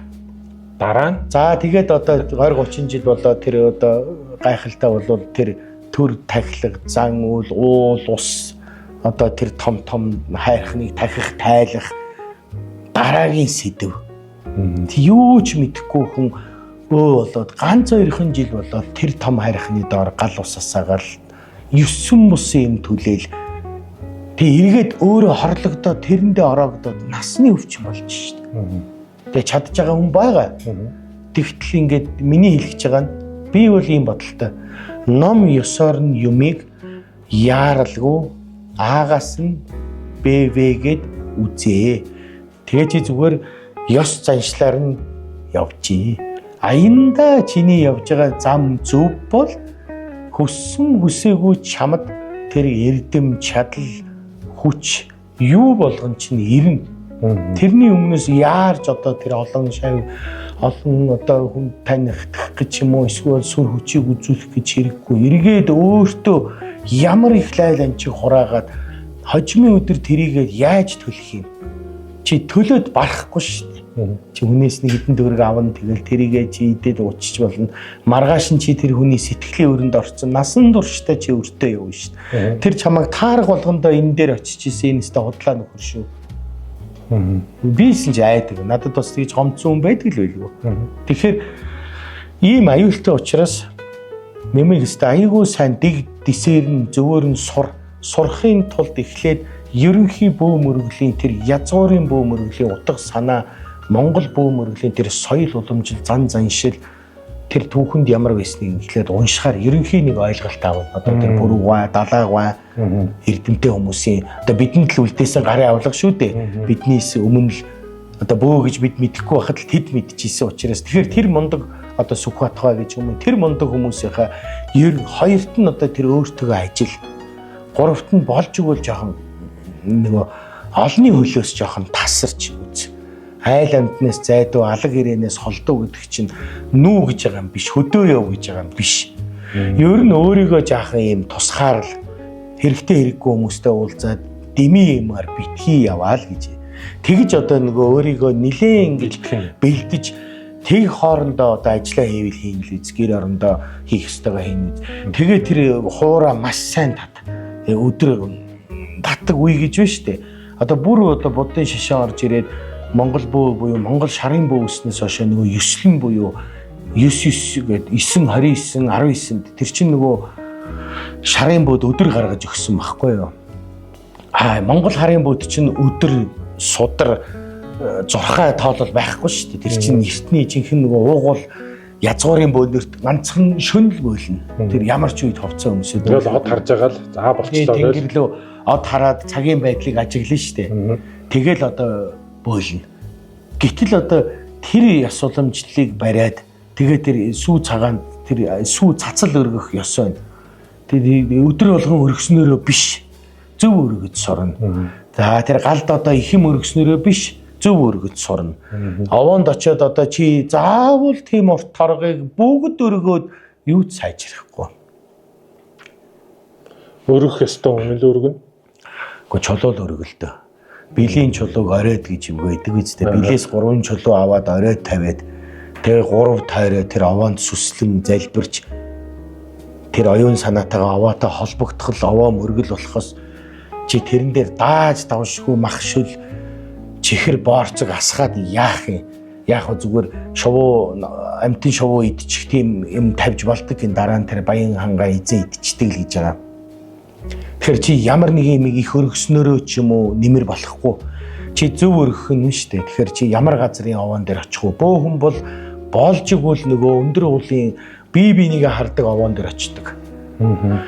Бас тийм одоо дархтын нутаг жишээ нь өлийн овоон дээр гарахад цагаан уулынх дээр гарахад цагаан нуурынх ч гэдэг юм уу ингээд бие бинийгээ холцоос харахаар тэгж холбогдож бөөлж ийсэн тийм ёсны юм байна. Ийшээгээ наашаага Монгол алхахын нутгаар бол тийм бас овоонор байна. Тэгэхээр ингээд тэр овоо тахих ямар үе тахих юм? Ямар шаардлагаар тахих юм? Чи зүгээр л одоо тэнд очиод дахиад байна гэсэн үг биш. Ганцууд болохоор очих юм уу? Нутаг усанд чинь мал өвчлөөд ирэхээр очдог. Нэг бол мал өвчлөхөөр нэг очино. Нэг бол ган зуд болохоор нэг очино. Тэгээд тэр ёс заншлаараа овоо тахилгын ёсыг сүүл рүүгээ будын шишин орж ирээд жоохон тийм нөгөө найр баярын хэмжээнд болгоцсон. Тэгэхээр нөгөө хуучин овоо тахилгач чинь сүүл рүүгээ одоо нөгөө тахихаасаа илүү хүмүүс баярлдаг болцсон. Одоо тэнд арх уухан их, идэх их, мал морлдуулаад одоо за тийм тахилга хийж болно. Бөө хүн бол яг тэр өөрийнхөө овоон дээр бол нэг тийм олон хүнтэй очиод хэрэггүй. Чи хүн гоох гэж очих чи өөртөө харьцах гэж очиж байгаа шүү дээ. Нийтийн ингээд нутаг орны нийтийн тахилга бол эн чинь мал бэлдээл бүр цаашлал бүхчүүд байралдаад нэлээд том тахилга болж байгаа шүү дээ. Энэ бол будын шишинд байсан овооны наадам гэж сүртэй юм болж шүү дээ. Тэр чинь лам ирээ нам уншчихна. Тэгээд яваад хүмүүс баярлна. Бөөний тахилга бол болж игэл одоо тэр олон хүнтэй биш. Яг тэр очих ёстой газараа жилдээ нэг тэр хоёрт нь очисон газараа тухайн жил сар өдрийгөө тохирж очдөг юм. Би энэ жил очиод бөөлчлөө. Одоо энэ богдуулын яванд 6 сарын даа 3 сарын 20-нд за 5 сарын 10-нд очие. Дараа жилийн 5 сарын 10-ны өдөр идэх хоол өмсөх хувцгүй уссан ч тань дээр эргэж би ирнэ гэж тангараг өргөж ирдэг юм. Тэгээд яг дараа жилийнхаа тэр өдрөө очино. Очих ёстой. Ингэж байж ядаа чи шудраг үнэн одоо жинхэнэ тэр ёсыг гүйцээж байгаад болно. Тэрнээс нэг санахаараа очиод нэг хэсэг ингээд л тойрж байгаа. Тэгээ өөрөө огт ууж болохгүй. Пөөлж байгаа хүн арх ууж болохгүй. Овооны тахилгад арх уудаг ёс би мэдэхгүй. Тэр өөр ёсонд байдаг баг. 3 нас хүрээгүй онгон сэвлэгийг аваагүй хүүхэд очдгүй юм. Бэлэвсрээ 40 хоног дуусаагүй эмэгтэй хүн очдгүй юм. Тахир дутуу хүн очдгүй юм. Ийм ёс байна. Жирэмсэн хүн очдгүй юм. Ийм 3-4 янзын хүн овоо тахилганд явдаггүй юм. За тэгээ овооны хажууд байгаа эдээ будаг сандаачж хайдаггүй юм. Овоог тараалаа гэдэг. Тэгэхээр тэр овоо таксны дараах ямар нарийн дэг вэ? Энэ дэгийг чинь маш эртний монголчууд хийж исэн эртний ёс уламжлал. Тэр ёс уламжлалыг бөөхөн судлаач ээ. Сураач ээ. Тэр чинь л бөөгийн ёс шүү дээ. Тэрнээс бөө нэг тустай ёстой. Монгол зан үйл нэг тустай. Лам нэг тустай. За лам бол тустай байх нь аргагүй. Тэр чинь төвдөөс орж ирсэн өөрсдийн арга барилтай. Тэгэхээр хамгийн эртний монголчуудын ёс уламжлал чинь манай бөө мөрөглийн ёс уламжлал болохоос биш. Нэг хідэн бөөнөр гарч ирээд нэг ийм ёс зохиогоод тэрийгээ ингээд үлдээгээд нийт монголчуудын ёс ондоо гэсэн үг биш байхгүй юу да. 3 төрлийн шүтлэг байна гинэ. Эхний шүтлэг нь шашны шүтлэг байдаг гинэ хүн төрлөختөнд. Хоёрт нь мөрөглийн шүтлэг буюу одоо энэ бөөгийн шүтлэг гинэ. Тэнгэр шүтлэг. Гуравт нь нийтийн шүтлэг буюу одоо бид нар зүгээр л юу ч шүтгэхгүй мөртлөө цайгаа өргөдөг. Овооны хажуугаар явахаар чагнаалаад ардаг. Бидний өөрсдийн тийм нэг ахуйн шүтлэг байна. Тэр бол зохиомжтой бол. Зохиомжтой байх уу? Энэ чинь нийт хүмүүсийн дунд тарцсан нэг хүндэтгэх маягийн шүтлэг. Тэгэхээр Монгол бөө мөрөглийг юунаас сайн судлах вэ гэвэл бөөгийн одоо өмсгөл хувцснаас гадна бөөгийн ёс уламжлал тэр бөөд байсан зан заншлыг яаж судлах вэ? Хамгийн эртний Монгол ёс уламжлал байхгүй юу? Энээс үдчил бөөгийн ёс уламжлал байгаа. Тэгэхээр энийг бөөнөр хамгийн түрүүнд Монгол уламжлалаа маш сайн мэд. Ир уул, им уул гэж байна. Очиж байгаа газараа хамаагүй газар бөөлөх үү? Ямар газар бөөлдөг юм? Бөөлж болдгүй газар гэж бас байна. Гол булгийг өксөж бөөлдөг юм. Булгийн ихэнд очиж бөөлдөг юм. Жирийн хүн булгийн ихэнд очиж хондгүй юм. Ингээд бодоод үзэхээр тэгээ хээрийн ганц модыг хамаагүй тахидгүй юм. Одоо хээрийн ганц мод идэх шүү дээ. Эзэнгүү газрын ганц модыг тахиж хамаагүй болтгүй юм. Эн чинь бөөд битсэн гэсэн үг биш. Нөгөө бөө мөргөл усцснаас хойш Монгол ёс гэдэг л бас яг эртний л манай бөөгийн ёс уламжлал байхгүй юу. Тэгэхээр энэ болгоныг ингэж судалж мэдээд ирвэл тэр бөө баяжна. Оюун ухаан.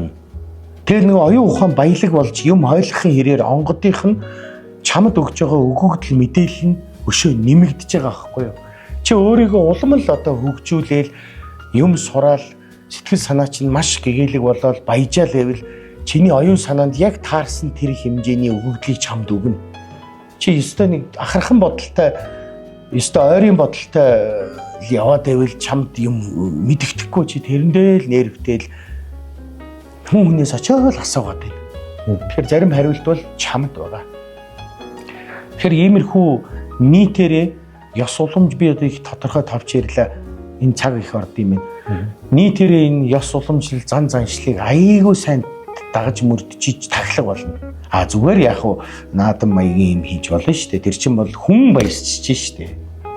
Хүн баясчиж шүү. За яг уугаад идээд ширээний эдэнээс хуваачиж.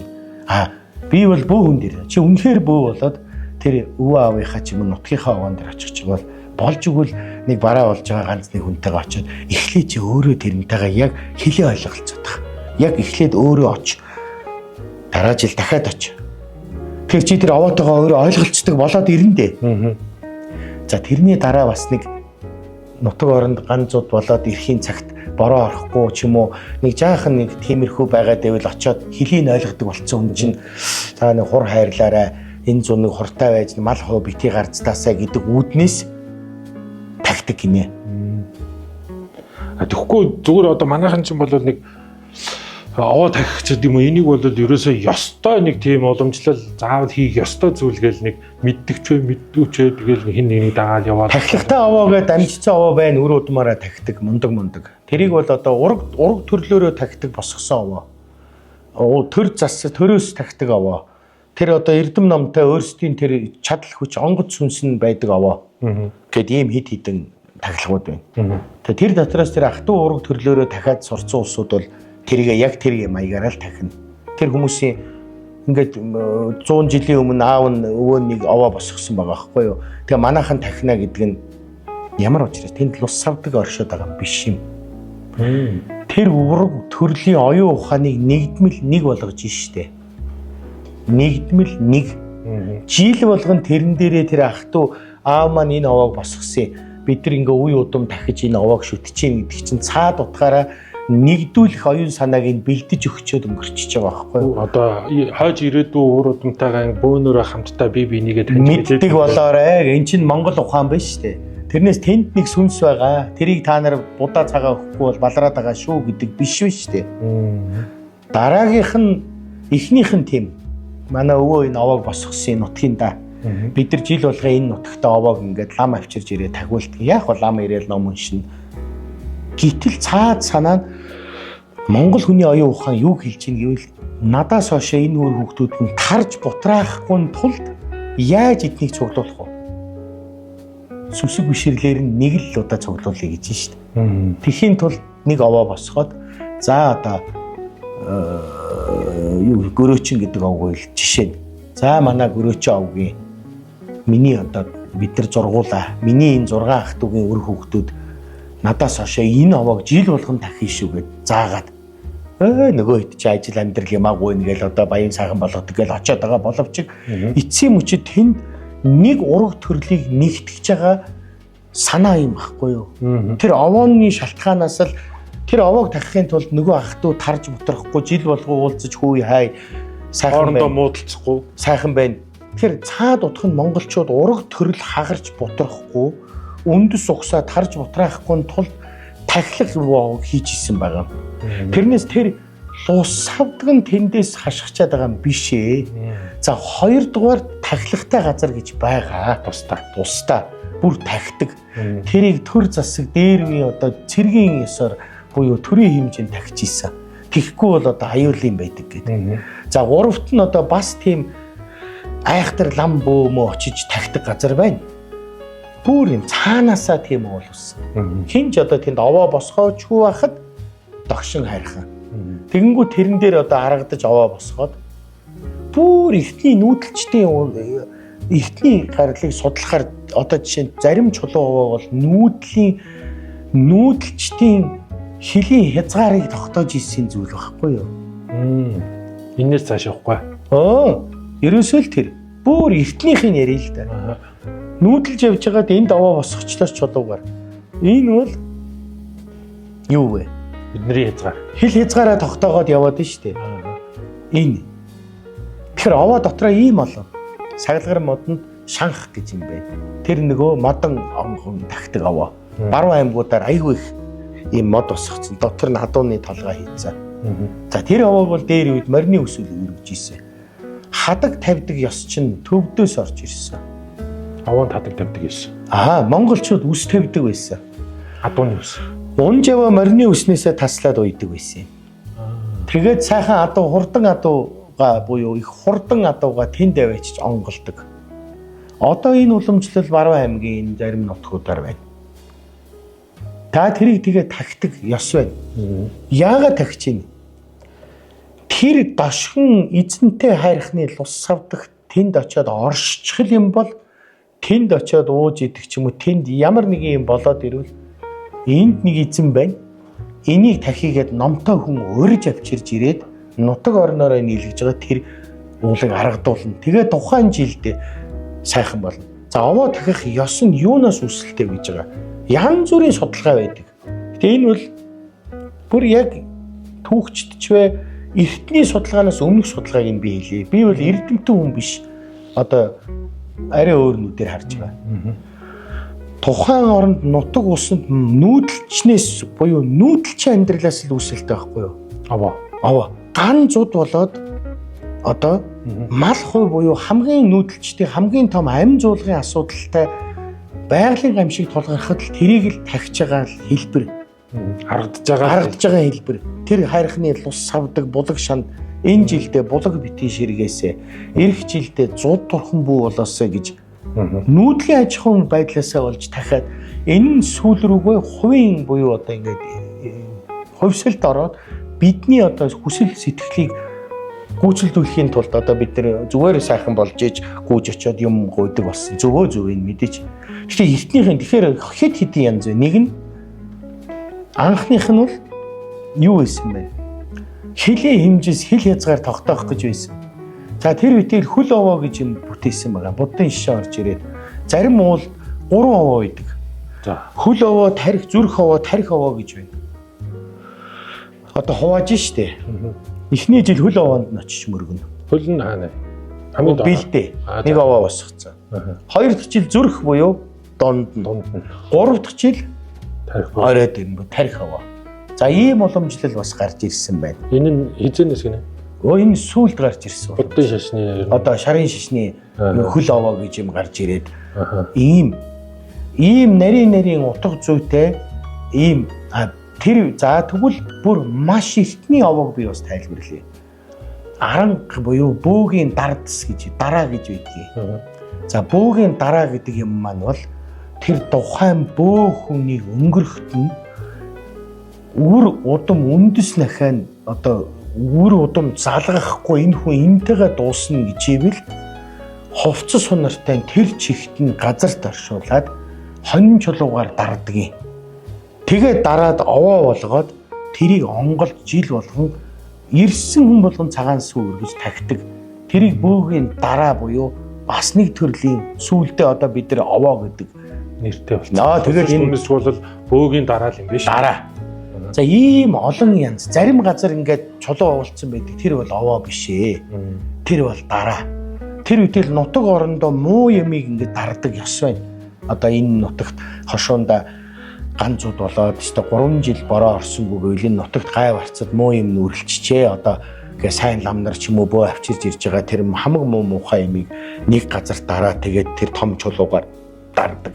Тэрийг тахих хэрэггүй холоор явдаг. Тэгээ тэрийг бас ялгах хэрэгтэй. Ингээд дараа гэж байна, бөөгийн дараа гэж байна. Зүгээр хилийн овоо гэж байна. Яг тахилгатай овоо гэж байна.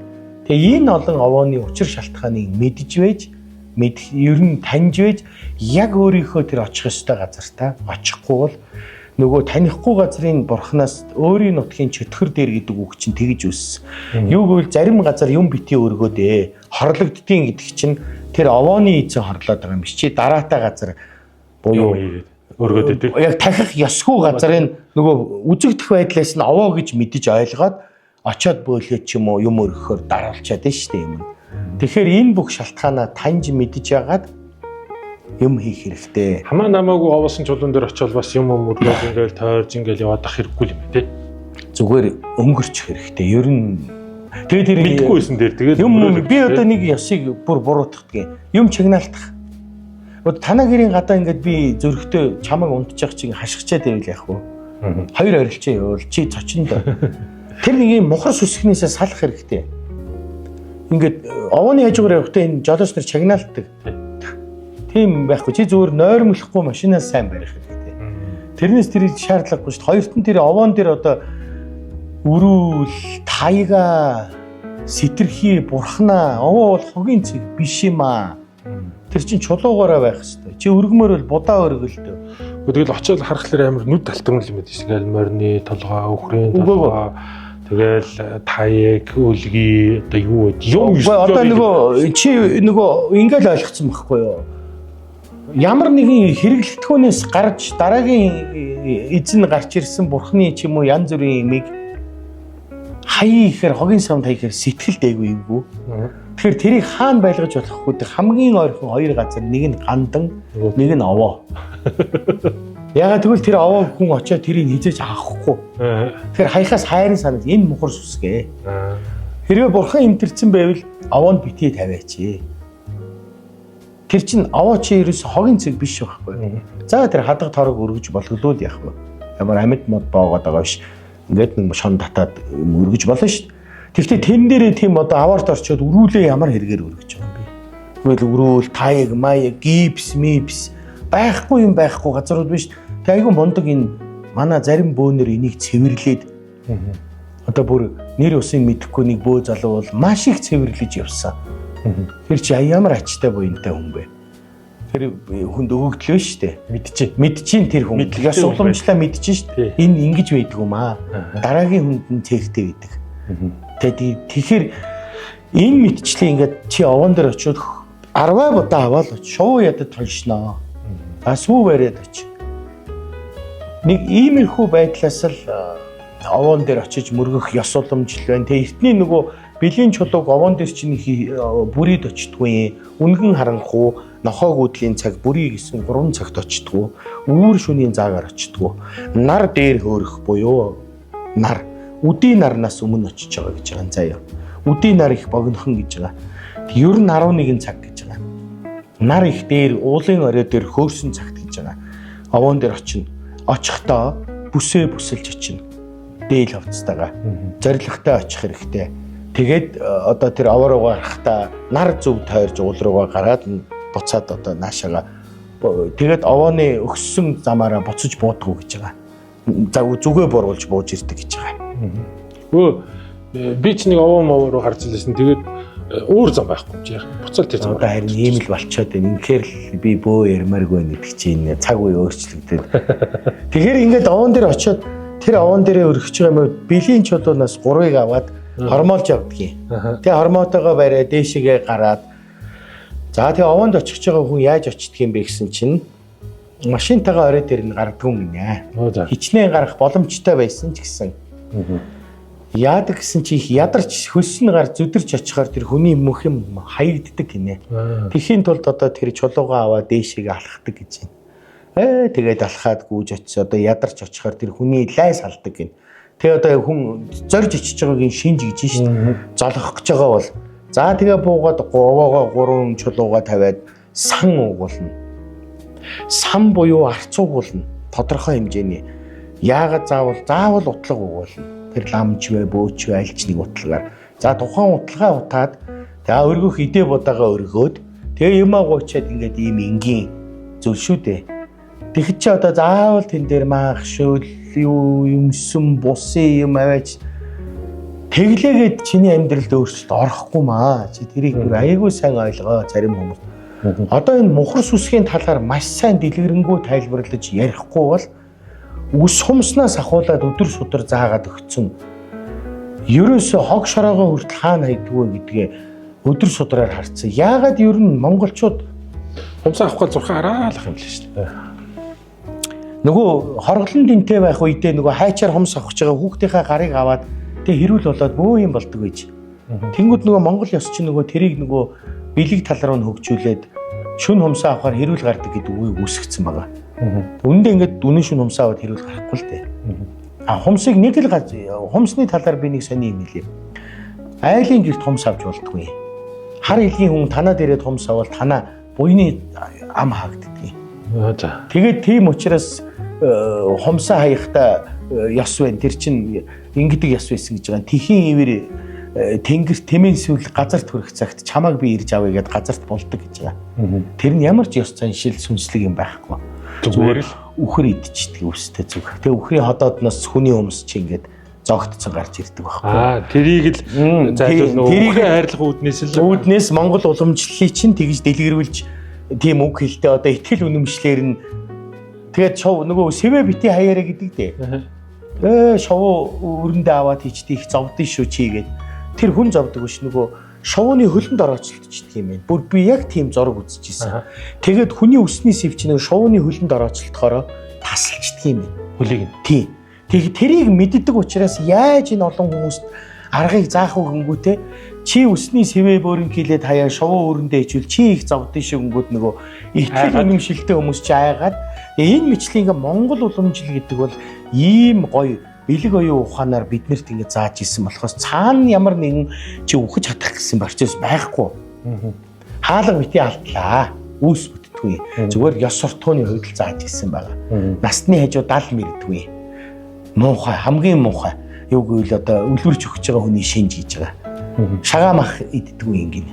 Яадаг гэсэн чинь тэр их одоо буян заяатай тарган махыг идчихэд очиж шагаа мах идэхээр амны ишиг хардаг гин. Тэгэхээр энэ мэтлээ ингээ бидний бэлэг Монгол хүн бэлгээрээ төвд хүн аргаараа хятад хүн залиараа бид бол бэлэг оюун ухааны ард түмэн. Тэгээ бэлэгдэж энэ байгалийн хуулийг маш сайн мэддэг учраас бид нар бүх юмаа бэлэг зүй болгож явж исэн. Энэ цаана хүмүүжлийн ёс суртахууны доголдлыг арилгаж исэн үйл явц болохоос биш. Ямар нэгэн сүнслэг шашинлаг юм биш. Тэрийг өнөөдөр буддын шашинтай хутгаад мунхар сүсэг болгоод өнөөдөр хэрэгжилж ийн бараг шүтлэг болгоцсон. Үгүй. Шүтлэг гэдэг чинь тис ондоо зүйл. Монгол ёс уламжил гэдэг чинь ямар ч шашинд хамааралгүй маш том юм чинь хэдэн мянган жилийн бидний ёс суртахууны доголдлоос арилгаж ирсэн уламжил биш шүү дээ. Хормоо одоо ингээд гөвдгөө ингээд тэгж хүний нүдэнд охин хүүхэд муухай харагддаг учраас буян үрийн заяа зайлдгийг шүүгээ заагаад өгчингүүт хормоогоо хүний хажууд гөвдгөө. Хүнд уг нь бол зүгээр хүнд муухай л харагддаг. Муухай л харагддаг. Тэрнээс одоо 1000 гөвөөд байтхаа нүцгэн яваад зүгээр байна шүү дээ. Тэгэхээр энийг мухар сүсэг болгоцсон юм аа. Хамгийн хэрэгтэй шүтлэг мөрөглийг хаяад энэ нөгөө ёс суртахууны доголдлоос арилгах хүмүүжлийн маягийн сургаалын мухар сүсэг болгоод шүтээд байна. Одоо тэрийн талаар энэ бас нэг эпэм радиогоор ч нэг залуу ярина л гэдэлээ чухам юу ярих вэ? Би бас нэг сонсч үзье гэж бодод байгаа. Тэгэхээр энэ мухар сүсгээс салах арга байна. Тийм учраас чи тэр овоонд шаардлагагүй бол өрүүл машиныхаа суг таяга битгий өрөг. Шаардлагагүй бол тэр их сүү сайл битгий цац. Ер нь бүр шаардлага бол тэр овоо мовоо руу яваад ах хэрэггүй.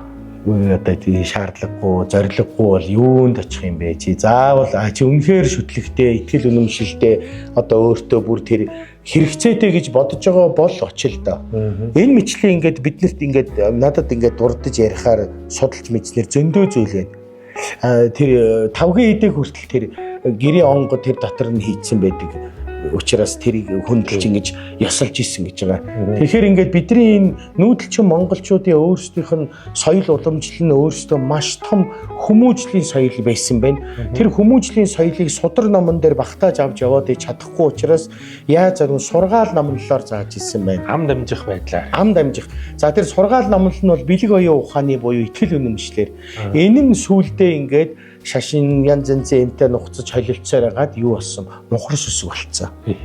Одоо гэрийн өннөөс битгий бариа болдгүй гэдэг өннөөс бариад яах ч вэ? Тэгтээ Монгол үндэтгэл бах л да. Тийм мэдээж тэр. Тэгэхээр ийм мэтлээ энэ болгоныг мухар сүсэг болгонгуудаа сүултээ бөөгийн мөргөлтэйгээ холж байгаа байхгүй юу? Шашинтайгаа. Тэгээ ингээд нөгөө жинхэнэ буддын шашинч биш, жинхэнэ бөөж биш.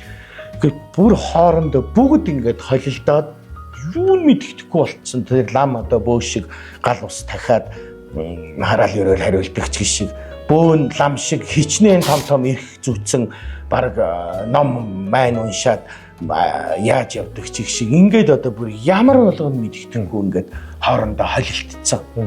Ингэж болохгүй яг хоо шарын бөө гэж бол байсан юм аа. Тэр бол ном мэддэг айхтар лам ном эрдэмтэй бөө эрдэмтэй хоёулынгийн авцсан тийм хүний хэлж байгаа. Чи мэдэхгүй таринж мэдэхгүй хүн шарын бөө болно гэж юу ахав тийм ч. Тэгэхээр энэ мэтчлийн энэ ёс уламжлалт тал дээр чи ямар нэг одоо ерөөсө хүмүүс ч нөгөө ямар нэг юм ингээд одоо нэг өстө хүүхдээ гомдоочоод юм авч өгөөд харагддаг нэг юм арга зүй ш залмаягийн одоо ихнэрээ гомдоочоод аргадах ухаанаа олохгүй болонгод мөнгө өгдөг ч юм уу бэлэг авч өгдөг ч юм уу бидэрт нэг тийм юмыг ингээд өөрийн гмиг ямар нэг юм өгөж сайруулдаг ийм сонин сэтгүүтэй болцсон учраас тэр шашин шүтлэгтэй тэгж хандаад тэрнээсээ болоод чи ямар нэгэн одоо овоон дээр очивол одоо хичнээн их будаа өргүүл чиний юм бүтэх гээд байгаа юм шиг одоо хин их сүү өргөсөн миний юм бүтэх гээд их шиг тэр урт торг өргүүл одоо болчих гээд байгаа юм шиг ийм болчоод байна. Тэгэхээр угтаа биш чи залбирч итгэж сураагүй бол чи юу ч хийж тэр байгаль хогоор бозрлаад нэмэргүй байхгүй юу. Тэрэн шиг бөөгийн тахлах зан үйл бол маш энгийн даруухан байх ёстой. Тэр ёс уламжлалаасаа л улбатай. Тийм ёс уламжлаараа дагвал тэр маш энгийн. Яг тэр одоо бүр жинхэнэ ёсороо бол тэр чунсал ч юм уу галд өргөх юмнууд бол яг байглаас нь ингээд тэр нүсэр их юм хэрэггүй шүү дээ. Тэр тухайн үед манжийн бодлогоор энэ олон ард иргэд ядуу ард иргэдийг манжийн ноён шарын шашны том тэргүүн хоёр одоо тэр нутгийн тахлах хийх гэж штэ. За ноёны бүх барилд нь овооны тахлах. Нэг ядарсан монголчуудыг тойруулаад монгол ноён суудсан, манжийн амбан суудсан, бүх барилдуулаад кинон дээр байдаг үстэй. Тэгээд л өстой ингээ ширээ дүүрэн идэ будаа боо засцсан. Тэгээд нөгөө хишиг тараана гээл нөгөө ядарсан мөн хүмүүс тараагаал. Тэгээд нөгөө овооны тахлахт очиж гидс гарах гад хоол идэх гээд байдаг үстэй. Тэгээд нөгөө цагаар нэг цадна, цагаан сараар нэг цадна, үе нэг цадна, овоо тахилгаар нэг цадна гээд бүр тийм хошин үг гаргацсан монголчууд. Тэгээд манжийн нөгөө том ноён золох. Тэгээд ийм энэ манж монголчуудын шарын шишин хоёрын нийлж хоорондоо тухайн монголчуудыг эзэлж исэн бодлогын чанартай шашны хачин зан үйлээсээ салах болоогүй мүү монголчуудаа. Одоо бол ер нь бол тийм иймэрхүү зан үйлсээд байх шашны талын одоо ийм мухар сүсгсээд байх юм бол шаардлагагүй байна л та тий. Эзэж энэ шүтлэг мөрөглөө хайж болохгүй. Тэрийгээ яг зөвөр шүт. Маш ариун гэгэнээр.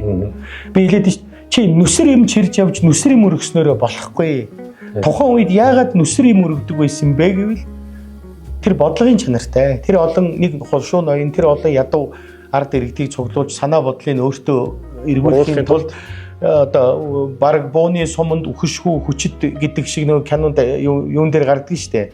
Монгол кинон дээр хуйлгаан худагт хурж ирээ суудсан манжийн амбан ирсэн тахлаг болж ийн гэдэл идэ. Тэгээд тэдний чинь бүгдийн дараа нь ядарсан ард иргэд юу гэж хэлэх вэ? Төрийн хайр хишиг. Бурхны хишиг. Тэгээд чи яа баярлж байгаа шүү. Манжийн амбны хишиг. Овооны хишиг. Тэгээд энэ бол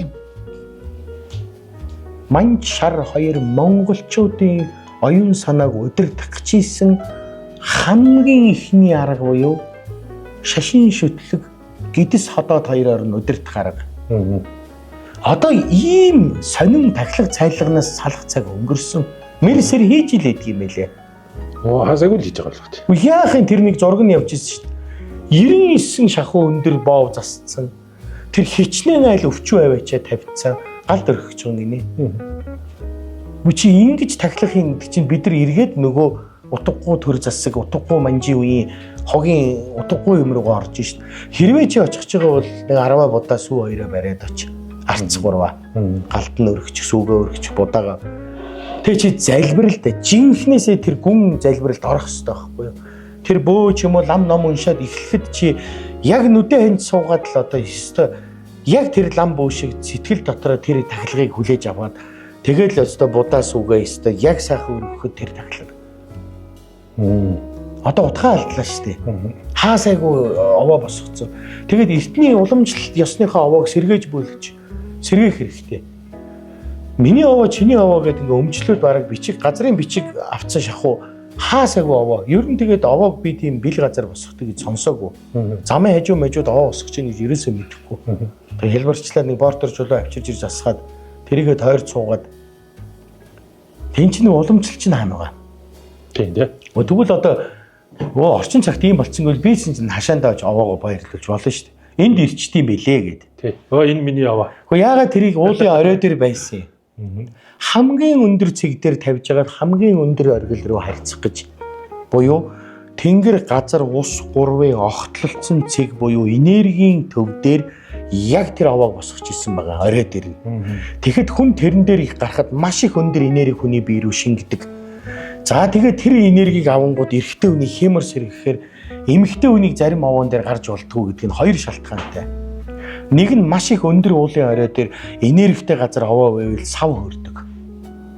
Эмэгтэй хүн гарахаараа нэг доороос хий аваад тэгээ ингээд ийм одоо галзуу солиотой ч юм уу унтаж хөвтөж чадхаа байж эхэлнэ. Нөгөө тэгвэр одоо тэрийг л одоо эмэгтэй хүн гаргадаггүй гэдэг Монгол ухаан сэтгцэн байна шүү дээ. Эмэгтэй хүн гарахаар яагаад гэвэл тэнгэр газар ус гурвын огтлцсон цэг гэж яриад байгаа буюу тэр энергийн төв гэж энэ хаасаагүй байгаа. Яг тэрийг мэдээ тэр уулын оргил дээр нь шавх үзүүртэй гурвалж юм овоо босгоод тэгээд тэн дээр гараад залбирахаар энерги орж штэ. Сэргээл эхэлж штэ өвчин зовлон.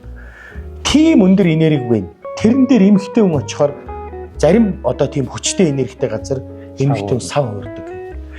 Хий ордог гин.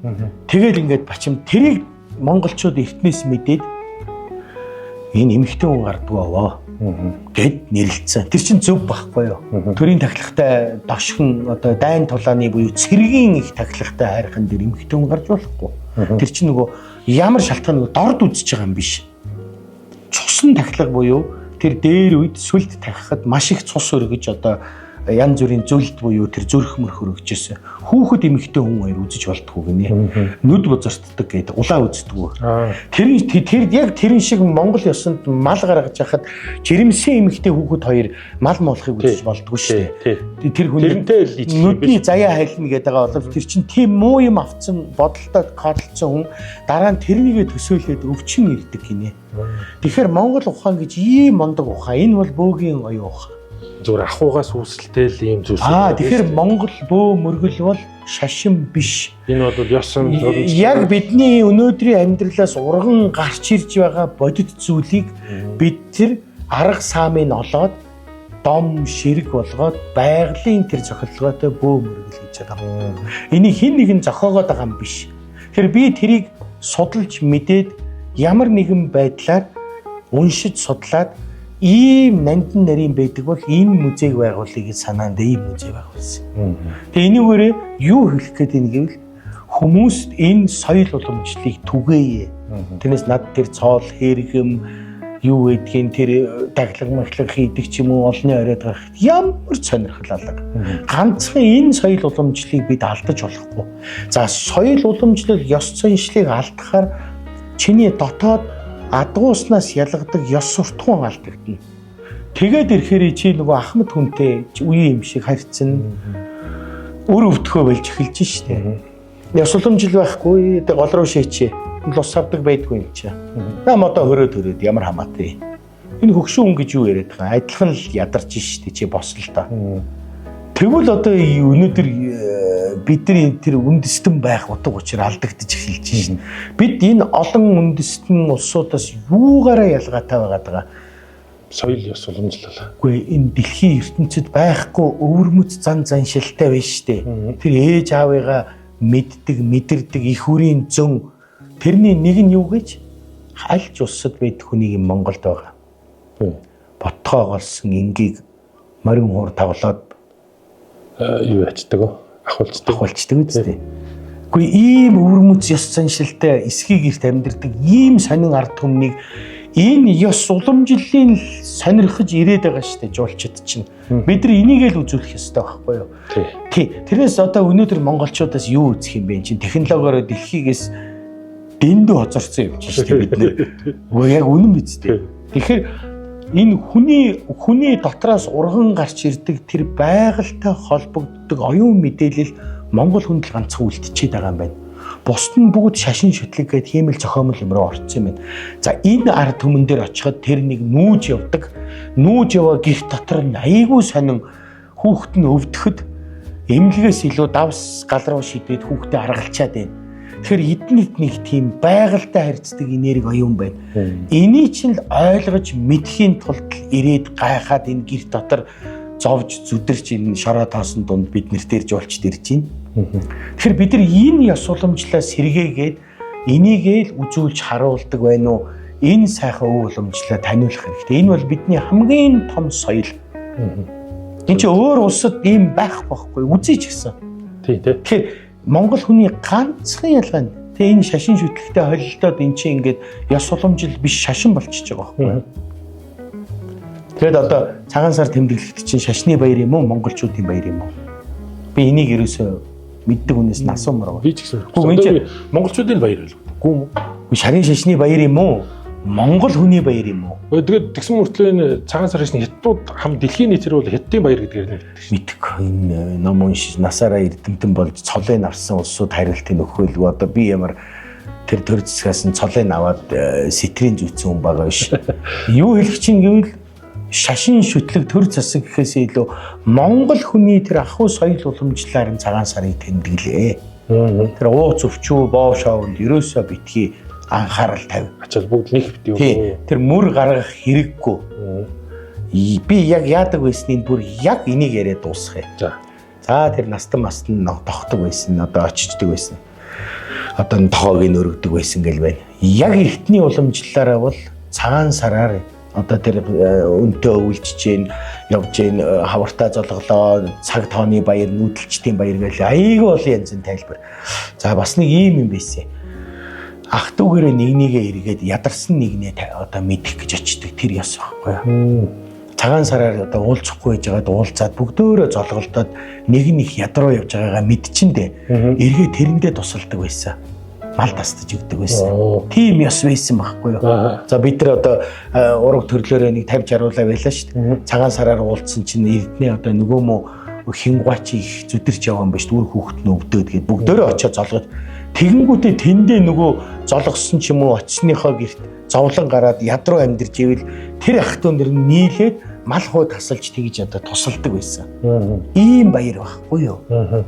Нэг талаас яг тэр хүн ёсны ёс суртахууныг хаяад дээл хувцас юу өмсөх үү, ямар том ууц тавих уу, хичнээн хол чи алхаж энэ гутлын мөрөө гаргаад чи зовхоо өрөөл зовно. Ямар ч өдөр тэр мянган чидэр гэгрийн гадаа мөс сайлууд тавиа тэр лам бурхан ирээд идэ долоогоо ч үгүй ч үү. Эн чинь би бол жоохон амьдралд ойрхон бодтоор. Ерөөсө тэр бүх муу юм хаяад гэж ярьдаг да. Тэр надаар хэлдэггүй ярьж байгаа. Гэтэл хамгийн чухал нь тэр олон ах トゥ гэрээ золгож уулзалтаад төрөл дотроос нь ядарч яваа хүн байвал тэрэндээ бүгдөө нийлээд тусалдаг тийм том ёс байсан. Энэ ёс нэг ч өнөөдөр яриаггүй байна. Энэ ёсыг нэг ч хүн мэдэхгүй байна. Хэлбэр төдий юмд анхаарч байна. Тэгээ одоо ингээд нийтийн том ёс уламжил баяр найр наадмаа жоохон тийм шашинлаг бус, сүнслэг бус хүн ёс суртахууны үүднээс хийж сурмаар байгаамаа. Ер нь бол тий ингэж хийж тэгэхгүй одоо их ядруугинд очтол одоо идэх хоолч муутай айл цагаан сар хийж яхад л одоо ёстой торгондоо багтаж ядсан дээл өмсөд тэр айлд одоо хичнээн анхалцаад яах юм. Эн чин хүн тэгэхээр эн чин ерөөсөө хүн зөв хөвцлөх нь зөв. Гэхдээ эн чинь их зөв сайхан нэгнийдээ очиод золгоод нэг нь ядарч ивэл хоорондоо дараа нь уулзалдаад цагаан сараар нөгөө мө хин дамдангаагийн татсан хүүхд чухтаа алдаад их ядруу явж илээ нэг нийлээд нэг тос хүргэе гэхээр нөгөө айл сахалт ах トゥ нийлээд нэг мал хуу таслаад өгдөг ёс байсан юм байна. Тэгэж одоо нөгөө жил ах トゥ гээ ядарч гинүү зөвж гинүү үхэж өргөдөж үү гэдгээ бас нэг үзээд хүн ёс суртахууны тусламж үзүүлдэг байсан эн чин цагаан сар. Энийг хаяал одоо ерөөсөө нэгнээсээ уралдаж хамгийн том ууц тавьж хичнээн их хоол идэж гидс үзээгээ задартал идэж ууж тэгж одоо ингэж баярлах чинь бол зөв л дээ. Гэхдээ яг айлд очиж байгаа юм чинь мэдээж нэг айтайгаа хоосон гарна ч гэж явах нэг айтайгаа хоол унд идээд нэг суулгүй л яг. Монгол хүн чинь идэж уугаа бурхнаар заалгахгүй. Ямар ч юмар заалгахгүй. Би тэрийг ярьдаг. Хамгийн гол нь цагаан сарын баяр жишээ нь ийм юм байх ёстой байт юм аа. Ядруу явж ивэл нийлээд нөгөө хэдтэйгээ уулзалтаад тухайн үед. За тэр овоо тахлага бол ийм байд юм аа л гэж ингэж л хэлээ. Зөв. За өнөөдөр их бүр огт мэдхгүй сайн зүйлсүүд бас их ярилцлаа. Их зүйлч мэдэж авлаа. Их удаа ярьлаа. Гэхдээ мэдхгүй амар хурдан л дуусчих шиг боллоо шүү дээ.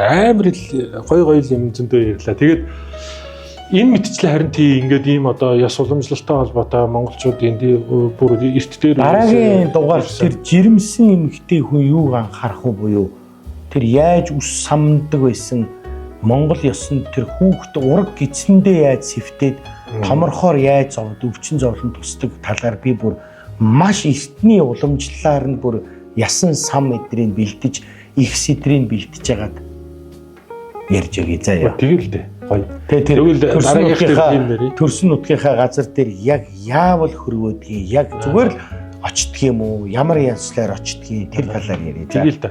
Тэгэд өнөөдөр бас их гоё зүйлсүүд ярьж өгсөнд гэлалаа.